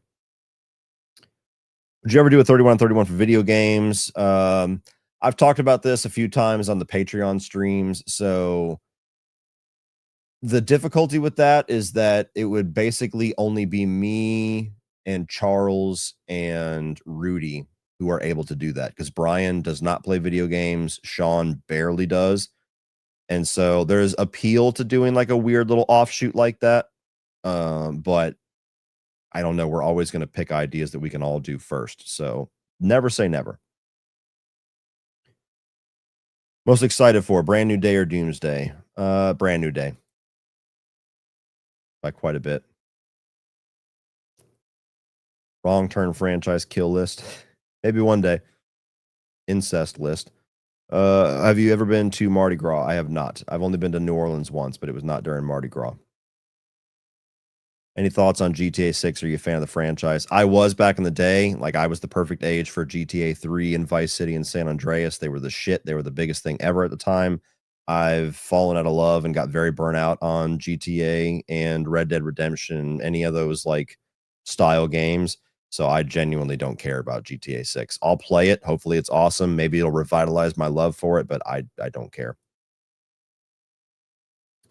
You ever heard of Selena Quintanilla? If so, what is your favorite song from her? I have never heard of that woman. Unless is that the Selena that got killed that J Lo played, or is that a different Selena? I've heard of that Selena, but if it's not the same, then no. Did you grow up in Toledo? Yes, I did.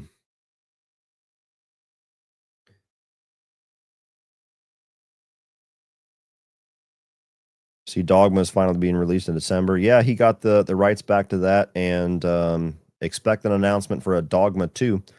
Kill Bill, The Whole Bloody Affair, check trailer. Yeah, I'm gonna be seeing that on the 4th or the 5th, whenever it comes out. Feels like we haven't got that perfect Batman actor in live action yet, close to the Arkham games that has the physical appeal. Affleck to be the closest, and the voice like Conroy. Anybody in mind? No.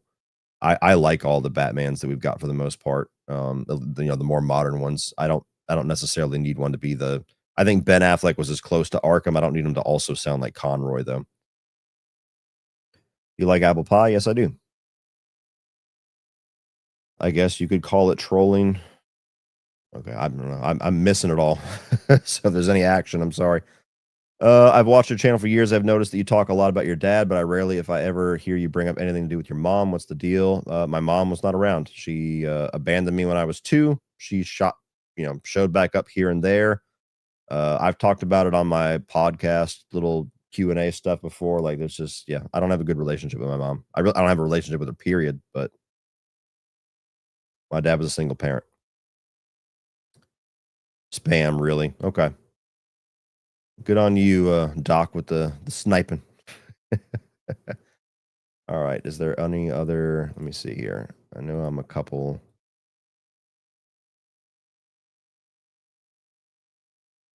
Why do most directors tend to get pissed off or mad when one of their films getting remade, feelings they have some sort of ownership over it? Well, they kind of do. I mean, I don't know. It feels like somebody taking your baby away and doing their own version of it. Like some directors are cool with it, some directors encourage it, others are like, "Get the fuck off my movie." So I don't know. I understand it.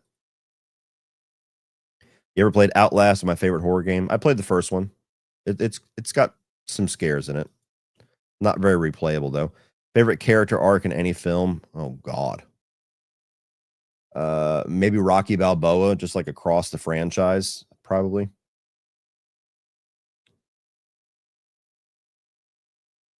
Did your son ever loved a movie that you hated? He loves anime, so that entire genre of films would fit that. All right, about 5 more minutes, guys, and then we're gonna call it a night.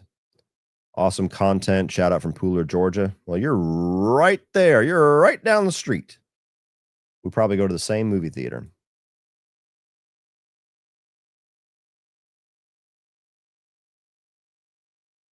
Just don't be a prick like Spike Lee and remake other movies and then complain when it happens to you. Did that happen? What movie of his got remade? Why is he speed running through the questions? Because I've been talking for 2 hours and 40 minutes and some questions only take a couple seconds to answer. What do you want me to dedicate 30 minutes to you?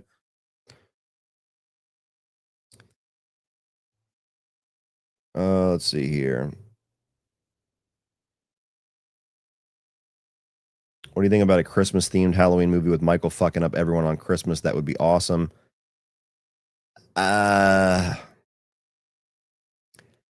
mean, I don't know. There's a morbid curiosity there of seeing Michael Myers in a Christmas backdrop, but I feel like Michael Myers has to be on Halloween. I mean, it's in the name. So, like, that's like bordering on sacrilege. Hey, I appreciate it, Jake. I know he made Old Boy, but I don't know what movie of his got remade.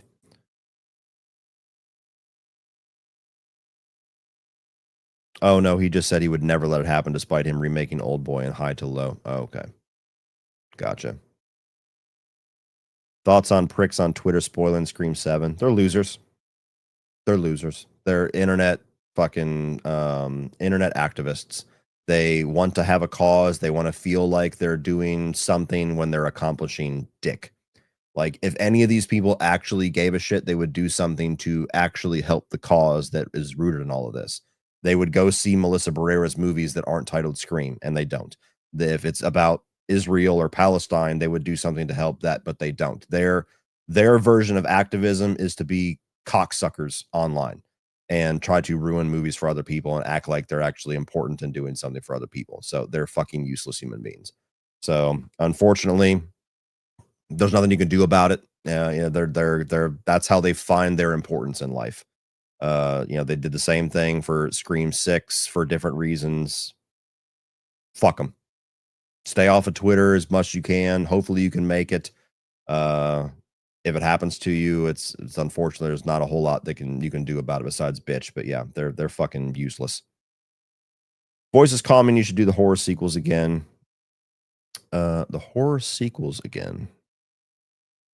I don't know what that's in reference to. Plan on making a must-watch Christmas tier list. Love the Halloween one. I've already done that, somewhat. I did it with. I didn't necessarily rank it based off of which one are must-watch, but I ranked them just like a traditional tier list, like based off of favorites. So I did do a holiday one, a Christmas-themed one. What is your favorite song at the moment? Mammoth the End, and the music video is awesome. If you haven't seen it, it's directed by Robert Rodriguez. It's very much in the vein of From Dusk Till Dawn, so check that out. All right, did I get another super chat? Thoughts on Pinocchio's Revenge, or are you still? Yeah, I haven't seen it. Sorry to insult you, Pinocchio. I thought that was in reference to the new the Winnie the Pooh universe one. When is the debrief? I don't know. Last weekend was the only weekend that was going to be a comfortable weekend to do it, and it didn't happen. So, this past weekend I was out of town. Now we have Thanksgiving, and then, Sean has a ton of stuff coming up, and we have the Christmas holiday after that. I'm not gonna lie, there is a solid chance it doesn't happen. Now, I'm not saying it's not. I would love for it to happen, but there's, unfortunately, there was a very small window of opportunity for us to get it done, and for reasons it didn't happen. And now I don't know. I don't think many of us are willing to do it in the most uncomfortable way possible, which is just to just get it done and rush through it just because we don't have time for it. So I don't have a good answer for you, unfortunately. That's why I really haven't posted about it, because I don't want to dangle the carrot and tease people with it. Hopefully we find the time to do it here sooner than later, but this might be the first October one that doesn't happen. I don't know. How excited are you for Wolverine? Very excited. I don't know how long it's going to take, but yeah.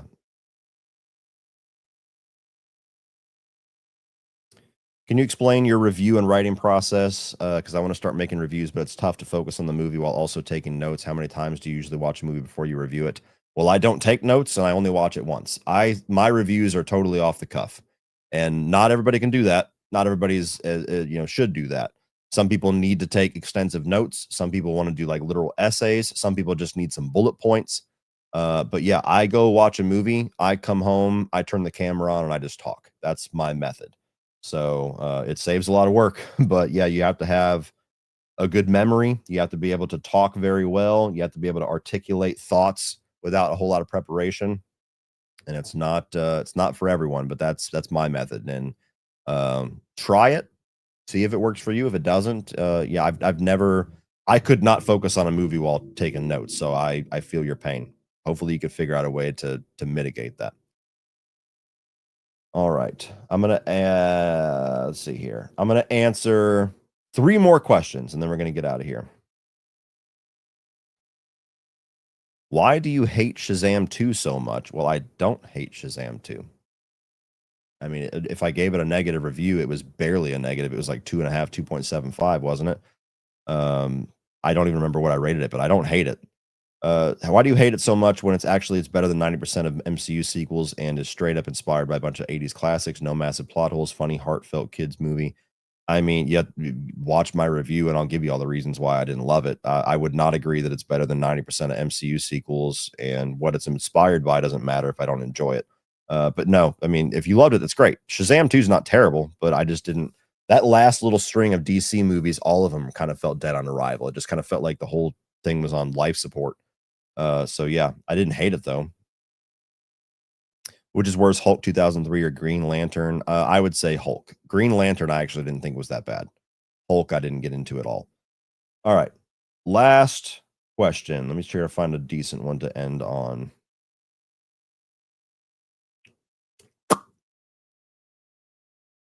What review got you the most hate? Halloween 2018 by a landslide. Not even close. Halloween 2018 got me like 3 months of hate. I got multiple death threats. I had multiple people tell me that I should do something. I had somebody tell me I should have aborted my daughter. I had the most disgusting and the most consistent and long lasting amount of hate that I've ever gotten because of that review. Now I've had some bad ones, like Happy Gilmore 2 earlier this year was a bad one that was insane.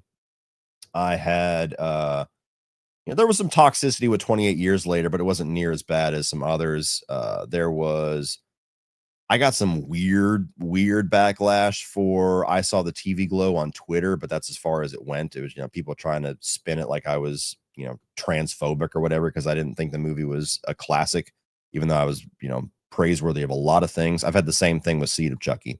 But yeah, it's not even close. It's Halloween 2018. I mean, it's it's literally like a piece of Cody Leach lore that people who have watched me since back in the day, they all remember that time. It's to the point where people get annoyed that I bring it up. They're like, "Oh, he's talking about Halloween 2018. How long before he talks about all the hate that he got?" Well, that's synonymous with the fucking movie for me because that's what happened.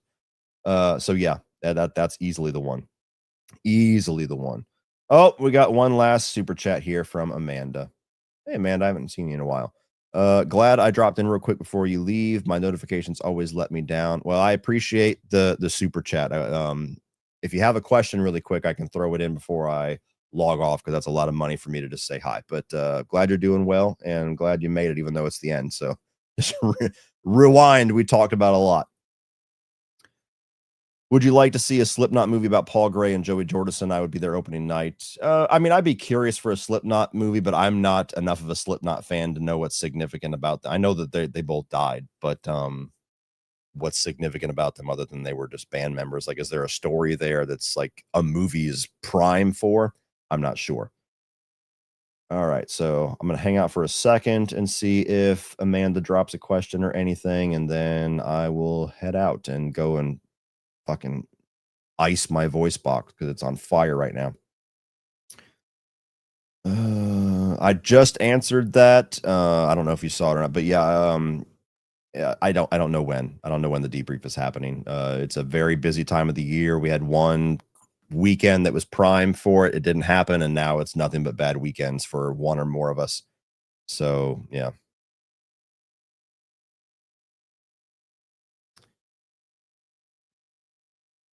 All right. Am I going to review the Knives Out? I'm seeing it tonight, or I'm trying to see it tonight. So yes, I'll review it when I see it.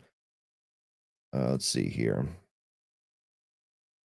All right, Amanda, I'm going to give you about 60 more seconds. The wife. What home project are you looking forward to most next year? Well, I got this really badass blueprint for a relaxing vacation of doing nothing. Yeah, I don't know. My wife is picking at me because it feels like we're always building something, and by that I mean my wife gives me the demand slash motivation, and I go build it. And she hands me things, and then wants to cut one piece of wood or something like that. Just a high is good. We have a great Thanksgiving with your family. Okay, well, you as well. I appreciate you stopping in, and I hope you have a good holiday. One last super chat here. I like Shelby Oaks. The hate you got is crazy. Yeah, I mean, I don't know, that one that was just stupidity. I wouldn't say that's even, like, hate. That was just people, like, running with narratives, small channels trying to have their little moment in the sun, trying to make the people who are successful look like shit, people trying to do whatever they can to make Chris Stuckman look bad and create all these little conspiracies and, you know, fuck them. Anyway, that's a good note to end on. Fuck them, right? Thank you guys so much for joining. Oh, damn, one more. Thank you so much. But yes, so if I had a better voice and didn't have freaking glass in my throat right now, I'd go for probably another hour or so. But we'll try to do another Q&A again in December for sure, because there's not a whole lot going on in December.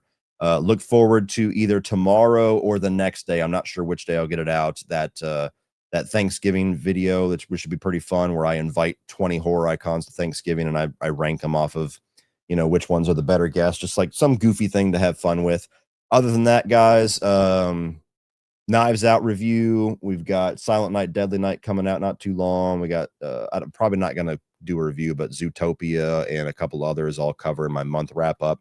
Other than that, everybody have a good Thanksgiving. Eat a lot. Hopefully it's all very good. Have a good nap afterwards, and I'll see you soon. And now, I was going to do the little awkward thing, but I have the outro. All right, there we go. Bye, everybody.